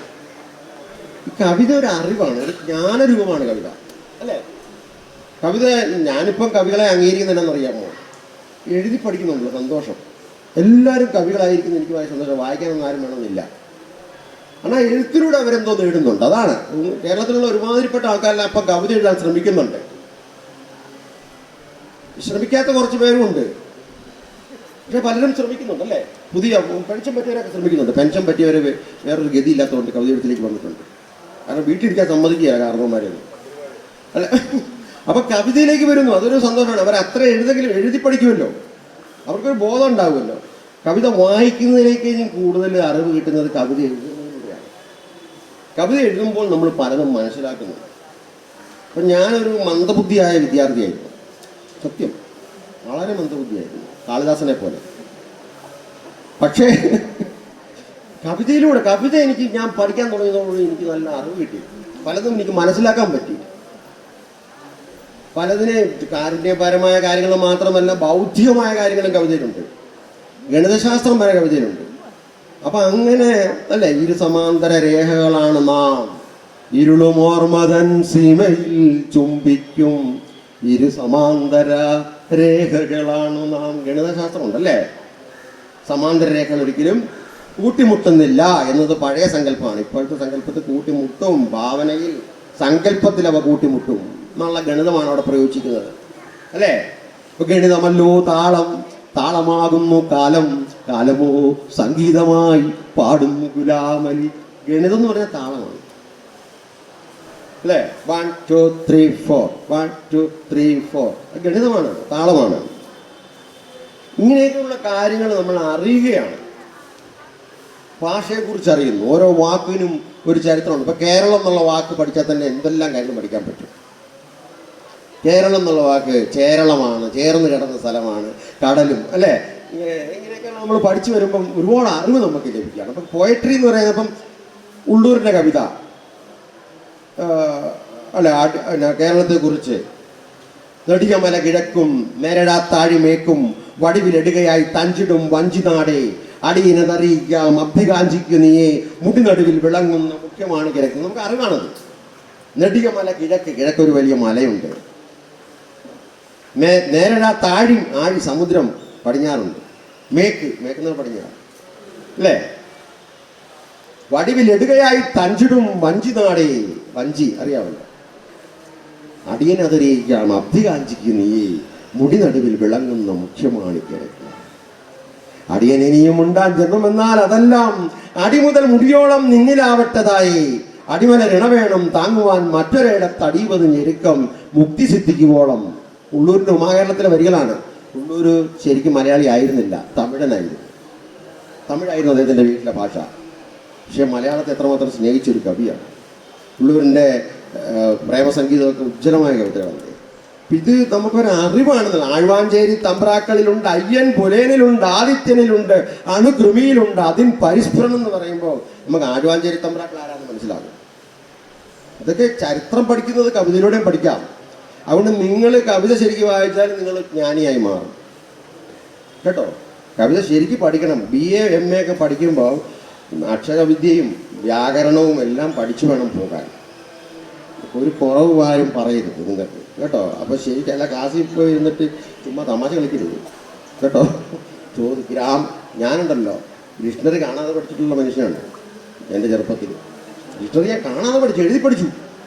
എത്രയോ ഡിക്ഷണറികൾ. അതാണ് ഞാൻ ഈ ഗ്രാമറെല്ലാം പറഞ്ഞത്.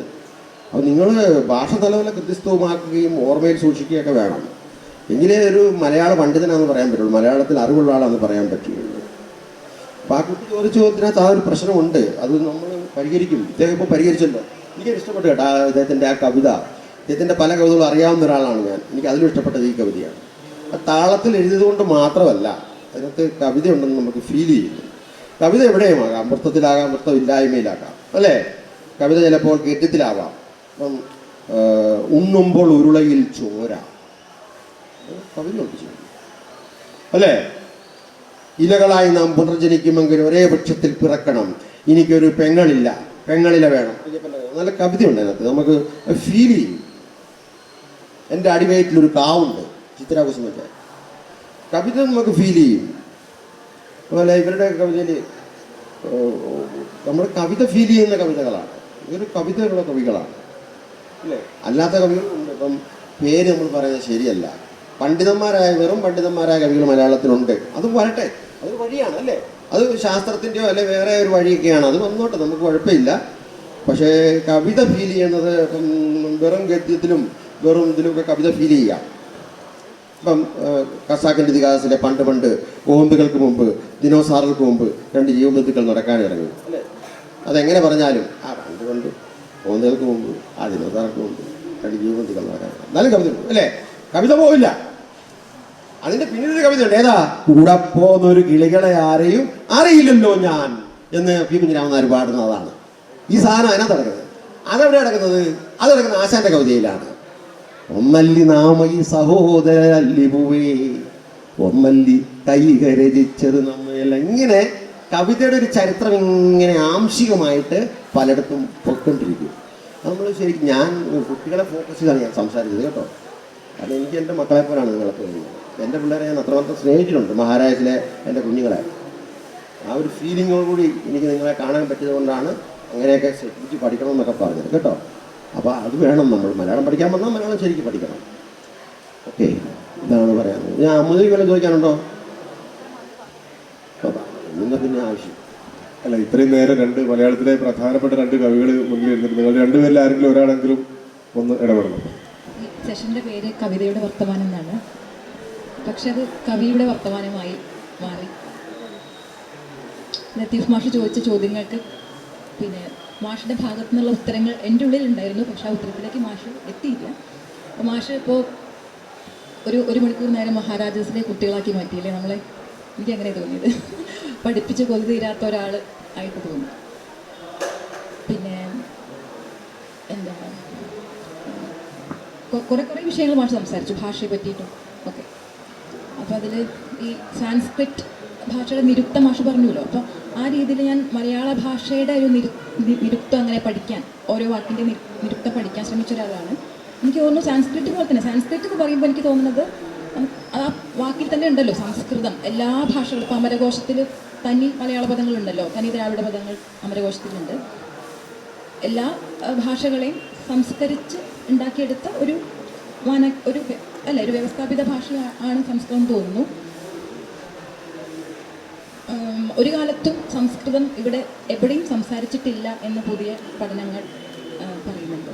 അപ്പോൾ ആ രീതിയിലൊരു ലൈഫുള്ള ഭാഷയാണ് ഏറ്റവും മികച്ച ഭാഷയാണ് സംസ്കൃതം, അതിൽ തർക്കമൊന്നുമില്ല. എനിക്ക് ഏറ്റവും പ്രിയപ്പെട്ട ഒരു ഭാഷ കൂടിയാണ്. തമിഴ് ഇഷ്ടമാണ്, ഇംഗ്ലീഷ് ഇഷ്ടമാണ്, സാൻസ്ക്രിറ്റും ഇഷ്ടമാണ്. മലയാളത്തിനേക്കാൾ എന്തുകൊണ്ടും ഈ 3 ഭാഷകളെയാണ് ഞാൻ കൂടുതൽ ഇഷ്ടപ്പെടുന്നത്. മലയാളത്തിൽ കവിത എഴുതുമ്പോൾ തന്നെ ഞാൻ ഇഷ്ടപ്പെടുന്നത് കൂടുതൽ ഈ 3 ഭാഷകളെയാണ്. പക്ഷേ ഇങ്ങനെ എല്ലാ ഭാഷകളെയും സ്വാംശീകരിച്ചതിൻ്റെ ഒരു ഒരു വിശാലതയും പിന്നെ ഈ സമസ്ത പദങ്ങളെ രൂപീകരിക്കുന്നതിൻ്റെ സൗന്ദര്യവും ഒക്കെ തന്നെ ഉണ്ട്. അപ്പോൾ നമ്മൾ ഈ സംസ്കൃതത്തെ ഒരു പരിധി വരെ നമ്മുടെ ഭാഷയ്ക്ക് ഒരു അനുഭൂതി ഘടന സംസ്കൃതം തന്നിട്ടുണ്ട്. നമ്മളിപ്പോൾ കുറേ കാലമായിട്ട് വർണ്ണതലം മുതൽ വ്യാകരണതലം വരെ അടിമുടി നമ്മളെ സ്വാധീനിച്ചൊരു ഭാഷ ഏതാ ചോദിച്ചു കഴിഞ്ഞാൽ സംസ്കൃതം എന്ന് മാത്രമേ എനിക്ക് പറയാൻ പറ്റുള്ളൂ. അതിൻ്റെ അക്ഷരതലം മുതൽ വ്യാകരണതലം, ഇപ്പം ഇഷ്ടം പോലെ വാക്കുകൾ നമ്മുടെ പത്രഭാഷ എടുത്ത് നോക്കിയാൽ അതിൽ 95% സാൻസ്കൃതമാണ്. പ്രതിദിനം ഒക്കെ തന്നെ നമ്മൾ പറയുന്ന നമ്മുടെ ഇവിടെ ഇരിക്കുന്ന ഓരോരുത്തരുടെ പേരുകളും ഒരാളുടെ പേര് പോലും മലയാളം ഉണ്ടെന്ന് നമുക്ക് തോന്നുന്നില്ല. അപ്പോൾ നമ്മുടെ ഈ കവിതയിൽ ചേർത്ത് പറയുകയാണെങ്കിൽ ഈ സംസ്കൃതത്തിൻ്റെ ഒരു അനുഭൂതി ഘടന നമുക്ക് കിട്ടിയിട്ടുണ്ട്. അപ്പോൾ പല ഉഷസ്, സന്ധ്യ, അത് വാക്കായിട്ട് സംസ്കൃത വാക്കാണ്, പക്ഷെ അതിൽ തന്നെ ഒരു കവിത ഉള്ളതായിട്ട് തോന്നിയില്ല. അപ്പം ഇനി നമ്മൾ അങ്ങനെ ഇപ്പോൾ നമ്മൾ ബിരിയാണിയും അറേബ്യൻ വിഭവങ്ങളൊക്കെ നമ്മുടെ തന്നെയാണ്. അപ്പോൾ ബിരിയാണി ഇല്ലാത്തൊരു ജീവിതം നമുക്ക് ചിന്തിക്കാൻ പറ്റില്ലല്ലോ. അതുപോലെ ഇല്ലല്ലോ, നമുക്ക് നമ്മുടേതായി കഴിഞ്ഞു. അറേബ്യൻ വിഭവങ്ങളൊക്കെ തന്നെ നമ്മുടേതായി കഴിഞ്ഞു, ആ വാക്കുകൾ നമ്മുടേതായി കഴിഞ്ഞു. നമ്മളിനി അതിനെ ഇങ്ങനെ വേറിട്ട് കാണേണ്ടതില്ലാന്ന് തോന്നുന്നു. അതേസമയം അതൊരു അധിനിവേശ ഭാഷ കൂടിയാണ്. അധിനിവേശ സംസ്കാരം നമ്മുടെ ഈ ഒരുപാട് നമ്മുടെ നല്ല വാക്കുകളെ ഇല്ലാതാക്കിയ ഭാഷയാണ്. ആ നിലയ്ക്കൊരു രാഷ്ട്രീയ ജാഗ്രതയും വേണം. എന്നാൽ അതിൻ്റെ ഒരു അനുഭൂതി ഘടനയെ നമ്മുടെ കവിതകൾക്കകത്ത് സ്വാംശീകരിക്കുന്നത് കൊണ്ട് തരക്കേടില്ല എന്നാണ് എനിക്ക് തോന്നിയിട്ടുള്ളത്. ഒരു രാഷ്ട്രീയ ജാഗ്രത കവിതയ്ക്കകത്തും പുറത്തും അറിയാലോ, നമ്മുടെ പുതിയ കാലത്തിൻ്റെ അത് നമ്മുടെ ഉള്ളിലുണ്ടാവണം. അപ്പോൾ ആ നിലയ്ക്ക് അങ്ങനെ തോന്നുന്നു. പിന്നെ വേറൊന്ന് ഞാൻ പറഞ്ഞത് ഈ മലയാളത്തിൻ്റെ ഒരു നിരുത്തം അന്വേഷിച്ച് പോയപ്പോഴും എനിക്ക് എല്ലാ വാക്കുകളും മലയാളത്തിലെ എല്ലാ വാക്കുകളും ഇങ്ങനെ ഒറ്റ ശബ്ദങ്ങളായിട്ടാണ് ഉണ്ടായിട്ടുള്ളത് എന്നാണ് മനസ്സിലാക്കാൻ പറ്റിയിട്ടുള്ളത്. അപ്പം വെൾ എന്ന ധാതുവിൽ നിന്ന് അവിടെ ചില്ലക്ഷം നിശബ്ദമായിട്ട് വെൾ എന്ന ധാതുവിൽ വെള്ള, വെളുപ്പ്, വെള്ളി, വെള്ളം, ഇങ്ങനെയൊക്കെയുള്ള ധാരം, ചെമപ്പ്, ചെമ്പ്, ചെമ്പരത്തി, അങ്ങനെയൊക്കെയുള്ള എല്ലാറ്റിലും ഇങ്ങനെ ഒറ്റ ശബ്ദങ്ങളിൽ നിന്നുള്ള ഒരു നിരുത്തം. മാഷ് പറഞ്ഞ പോലെ സിലബസിൽ ഇങ്ങനെ നമ്മൾ ഭാഷ പഠിക്കാനുള്ള ചെറിയൊരു ഇത് കൊടുക്കാം, ഒരവസരം. ബാക്കിയൊക്കെ തന്നെ പഠിച്ചോളും. അപ്പോൾ ഞാനിത് മുഴുവനും ഇപ്പോൾ കാലിക്കറ്റ് യൂണിവേഴ്സിറ്റിയിൽ നിന്ന് പഠിച്ചിട്ടില്ല.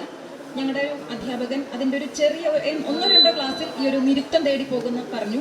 ബാക്കിയെല്ലാം ഞാൻ സ്വയമേവ അന്വേഷിച്ച് കണ്ടുപിടിച്ചതാണ്. ഞാൻ അതിനായിട്ട് നോട്ടൊക്കെ ഉണ്ടാക്കി സ്വന്തം. അപ്പം അങ്ങനെ ഈ മാഷ് പറഞ്ഞ പോലെ ഭാഷയെ ഈ തീരെ അങ്ങോട്ട് അതിൻ്റെ ഇപ്പോൾ ലത്തീഫ് സാർ ചോദിച്ചല്ലോ, ഒരേ സമയം നമ്മൾ കവിതയിൽ പ്രാകൃതനായിട്ടിരിക്കുകയും അതേസമയം ജോസഫ് മാഷുടെ FB പോസ്റ്റുകളിലൊക്കെ തന്നെ അത് വ്യാകരണത്തിലും അക്ഷരത്തിലും ഒക്കെ അത് കറക്റ്റ് ചെയ്യേണ്ട ഒരു കാര്യം ഒരു അധ്യാപകൻ അവിടെ ഇങ്ങനെ പ്രവർത്തിക്കുന്നു. അപ്പോൾ അത് ശരിക്കും രണ്ട് നിലയ്ക്ക് അത് പരിഗണിക്കേണ്ടതാണെന്ന് തോന്നുന്നു. നമ്മൾ മനസ്സുകൊണ്ട് പ്രാകൃതനായിട്ടിരിക്കുക, കവിയായിരിക്കുക. അതേസമയം നമ്മൾ ആ കവിതയിൽ വർക്ക് ചെയ്യുന്ന ഒരാളെന്ന നിലയ്ക്ക് അതിനോട് കുറച്ച് ബോധത്തോടു കൂടി ഭാഷയെ സമീപിക്കുക. അതിന് പുറത്ത് കിടക്കുന്ന സമയത്ത് നമ്മൾ കൃത്യമായിട്ട് സ്പെല്ലിംഗ് ഒന്നും തെറ്റാതെ അക്ഷരശുദ്ധിയോട് കൂടിയിട്ട് എഴുതണം എന്നുള്ളത് തന്നെ നമ്മൾ ചെയ്യേണ്ട ഒരു കർത്തവ്യമായിട്ടാണ് എനിക്ക് തോന്നുന്നുണ്ട്. അതിനെക്കുറിച്ചാണ് തോന്നുന്നത് മാഷ് എപ്പോഴും ഓർമ്മിപ്പിക്കാറ്. അപ്പോൾ എന്തൊക്കെയോ കാര്യങ്ങൾ ഞാനിങ്ങനെ എഴുതി വെച്ചിരുന്നു ഇതിനകത്ത്. ജോസഫ് മാഷ് പറഞ്ഞു കവികൾക്ക് സ്ഥൈര്യം വേണമെന്ന്. പക്ഷേ മാഷാണ് സ്ഥൈര്യമില്ലാത്ത ഒരാൾ. അടയ്ക്കാക്കുരുവി പോലെ ഒരു ജില്ലയിൽ നിന്ന് അപ്പുറത്തേക്ക് ഇങ്ങനെ ഏത് വിഷയം സംസാരിക്കുമ്പോഴും എനിക്കുള്ള മാഷുടെ ആദ്യകാല കവിതകളോടാണ് എനിക്ക് കൂടുതൽ താല്പര്യം.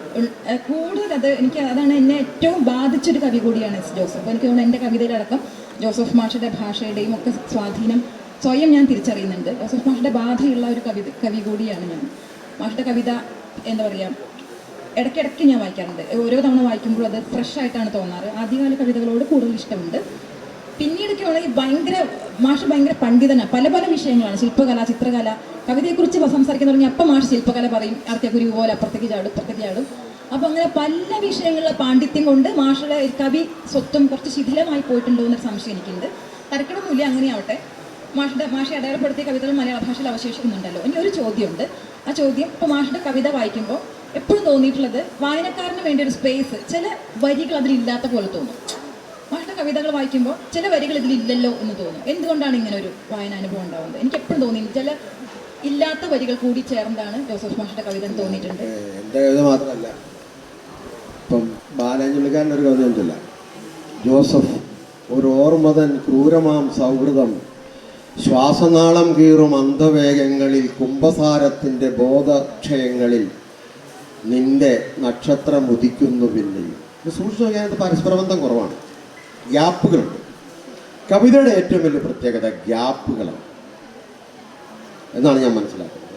ഞാൻ ഉദാഹരണത്തിന് വേണ്ടിയാണ് എൻ്റെ കവിത ഉദാഹരിക്കുന്നതിലേക്ക് എനിക്കിഷ്ടം മറ്റുള്ളവരുടെ കവിത ഉദാഹരിക്കുന്നതാണ്. പെട്ടെന്ന് കിട്ടിയ ഒരു കവിത ബാലൻ ചുള്ളിക്കാരൻ്റെ ഈ കവിതയാണ്. ഇത് പരസ്പരബന്ധം കുറവാണ്. ജോസഫ്, ഒരു ഓർമ്മതൻ ക്രൂരമാം സൗഹൃദം, ശ്വാസനാളം കീറും അന്ധവേഗങ്ങളിൽ, കുംഭസാരത്തിൻ്റെ ബോധക്ഷയങ്ങളിൽ നിന്റെ നക്ഷത്രം ഉദിക്കുന്നു. പിന്നെ പരസ്പരബന്ധമില്ല, വാക്യം പൂർണ്ണതയുമില്ല, അല്ലേ? ഇതാണ് ഈ ഗ്യാപ്പ് എന്ന് പറയുന്നത്. അത് ഇപ്പം കുമാരനാശാൻ്റെ ശ്ലോകങ്ങൾ എടുത്തു കഴിഞ്ഞാൽ ആ ശ്ലോകങ്ങൾക്കിടയിലെല്ലാം ഗ്യാപ്പുകളാണ്. ഒരു ശ്ലോകം കഴിഞ്ഞാൽ പിന്നെ അടുത്ത ശ്ലോകത്തിലേക്കാണ് പോകുന്നത്. അതൊരു ഗ്യാപ്പാണ്. കാരണം സാമ്പ്രദായികമായി നമുക്ക് 2 വരികളാണ് ഒരു വാക്യത്തിലായി വരുന്നത്. ഇപ്പം 4 വരികളിൽ വലിയ വാക്യമാണ് വരുന്നത് കുമാരനാശാൻ്റെ കൃതികൾക്കകത്ത്. ഗ്യാപ്പുകൾ കൂടി ഫില്ല് ചെയ്യുമ്പോഴാണ് കവിത ഒരു കുമാരനാശാൻ ലീലയൊക്കെ വേണമെങ്കിൽ നോവലാക്കാം, അല്ലേ, നാടകമാക്കാം. ആ ഒരു വലിയ സാധ്യതയുണ്ട്. എന്നെ സംബന്ധിച്ചിടത്തോളം അദ്ദേഹം പറഞ്ഞ കുറ്റങ്ങളും കുറവുകളും എല്ലാം എനിക്കുണ്ട്. ഞാനൊരു കുരങ്ങാണ് എന്നാണ് പുള്ളി പറയുക. ശാഖാചക്രമണമാണെന്ന് പറയും. കുരങ്ങാണല്ലോ മരം വഴി ചാടി നടക്കുന്നത്. ചിത്രകല, ശില്പകല, സംഗീതം, ഇങ്ങനെ കുറേ കാര്യങ്ങൾ, വ്യാകരണം, ഇതെല്ലാം എൻ്റെ ഒരു സംഭവമാണ്. പ്രത്യേകിച്ചൊരു അറിവും എനിക്കില്ല. എല്ലാം കുറേശ്ശെ അറിയാം. വേണമെങ്കിൽ കാറിനെക്കുറിച്ചും വല്ല സംസാരിക്കാം, അത്രേ ഉള്ളൂ. കമ്പ്യൂട്ടറിനെ കുറിച്ചൊക്കെ സംസാരിക്കാം, അല്പം മാത്രം. അതങ്ങനെ നമ്മൾ ശിഥിലമായി പോകുന്ന ഒരു രീതി ഉണ്ട്. പക്ഷേ സംസ്കൃതത്തെ നമ്മൾ ഇപ്പം തച്ചേരസാ സ്മരതി നൂനം അബോധപൂർവം ഭാവസ്ഥിരാണി ജനനാന്തര സൗഹൃദാനി, എന്തൊരു മനോഹരമായ വരിയാണ്. അപ്പോൾ സംസ്കൃതത്തെ അങ്ങനെ അങ്ങ് ഉപേക്ഷിക്കേണ്ട കാര്യമല്ല. അവിടെ നിന്നോട്ടെന്നേ നമ്മൾ ഇതിനകത്ത് ഇപ്പം ഇപ്പോഴത്തെ കവിതയിലെ ഭാഷയാണോ മനുഷ്യർ സംസാരിക്കുന്ന ഭാഷ? അല്ലല്ലോ. ഇപ്പം കവികൾ കവിത എഴുതുന്ന നമ്മുടെ ഭാഷയുണ്ടല്ലോ, കവിതയിൽ മലയാളം ഞാനൊക്കെ ഉണ്ടാക്കി വെച്ച ഒരു പരിപാടിയാണത്. അപ്പോൾ ആ ഭാഷയിലല്ല മനുഷ്യർ സംസാരിക്കുന്നത്. മനുഷ്യർ ഇംഗ്ലീഷും സംസ്കൃതവും എല്ലാം മിക്സ് ചെയ്തിട്ടുള്ള മലയാളത്തോടെ ചേർത്തിട്ടുള്ളൊരു ഭാഷയിലാണ്. അത് മനുഷ്യൻ്റെ രീതിയാണ്, നമുക്കതിനകത്ത് ഒന്നും ചെയ്യാൻ പറ്റില്ല. കവിതയുടെ ഭാഷ ഒരു സെലക്റ്റഡ് ലാംഗ്വേജാണ്. ഇപ്പോൾ സെലക്ട് ചെയ്യുന്നത് നാട്ടുഭാഷയാണ്, അല്ലേ? കൂടുതലും നാട്ടുഭാഷകളിലാണ് നമ്മൾ നാട്ടുഭാഷ, നാട്ടിലെ സംഭവങ്ങളെ, നാട്ടിലെ അമുദിയുടെ കഥകളിലൊക്കെ അങ്ങനെയാണ്. പാലക്കാടൻ ഗ്രാമവും അവിടുത്തെ ഇരുമ്പുള്ള മണ്ണും ഇങ്ങനെയൊക്കെയുള്ള സംഭവങ്ങളാണ് കവിതയിലൊക്കെ വരുന്നതെന്നാണ് എനിക്ക് തോന്നുന്നത്. ഇതിനെക്കുറിച്ച് താങ്കളൊന്ന് പറഞ്ഞു. നമുക്കിത് പറഞ്ഞ് അവസാനിപ്പിക്കാൻ തോന്നുന്നു. ഈ കവിതയിലെ ഈ സംസ്കൃത വാക്കുകളൊക്കെ സ്വീകരിക്കുക, അപ്പോൾ മാഷ് ഉണ്ടാക്കിയൊരു വഴി മാഷ് തന്നെ തെറ്റിക്കുക തുടങ്ങിയിട്ടുള്ള കാര്യങ്ങൾ ഇപ്പോൾ അമ്മൂദീപ അതിനോട് കൂട്ടിച്ചേർത്തു.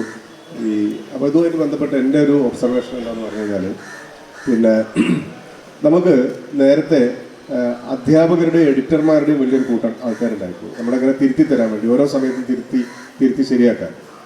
അപ്പം നമ്മുടെ ഉച്ചാരണം അവർ തിരുത്തും, നമ്മുടെ എഴുത്തിൽ അത് ഗദ്യത്തിലാണെങ്കിലും ശരി, കവിത എഴുതുന്ന ആളുകളാണെങ്കിലും അവരുടെ കവിതയിലാണെങ്കിലും ശരി, പദ്യത്തിലാണെങ്കിലും ശരി, വാക്കുകൾ ഇങ്ങനെ ഇന്ന വാക്ക് വെച്ചോളൂ എന്നുള്ള രീതിയിൽ തിരുത്തും. ഇപ്പം പുതിയ കാലത്ത് അത്തരത്തിലുള്ളൊരു തിരുത്ത് വരാത്തത് കൊണ്ട് തന്നെ ഭാഷ അതിൻ്റെ സ്വന്തം വഴി സ്വീകരിക്കുന്ന ഒരു ഘട്ടമുണ്ട്. ആ സമയത്ത് ഞാനിങ്ങനെ എനിക്ക് കവിതയോടൊപ്പം തന്നെ ഒരു അധ്യാപകൻ എന്നുള്ള രീതിയിലും എൻ്റെ ഒരു ഗവേഷണ മേഖലയും ഈ ഭാഷാശാസ്ത്രമൊക്കെ ആയതുകൊണ്ട് ഞാൻ അതിനെ കുറച്ചുകൂടി സൂക്ഷ്മമായിട്ട് നോക്കാറുണ്ട്.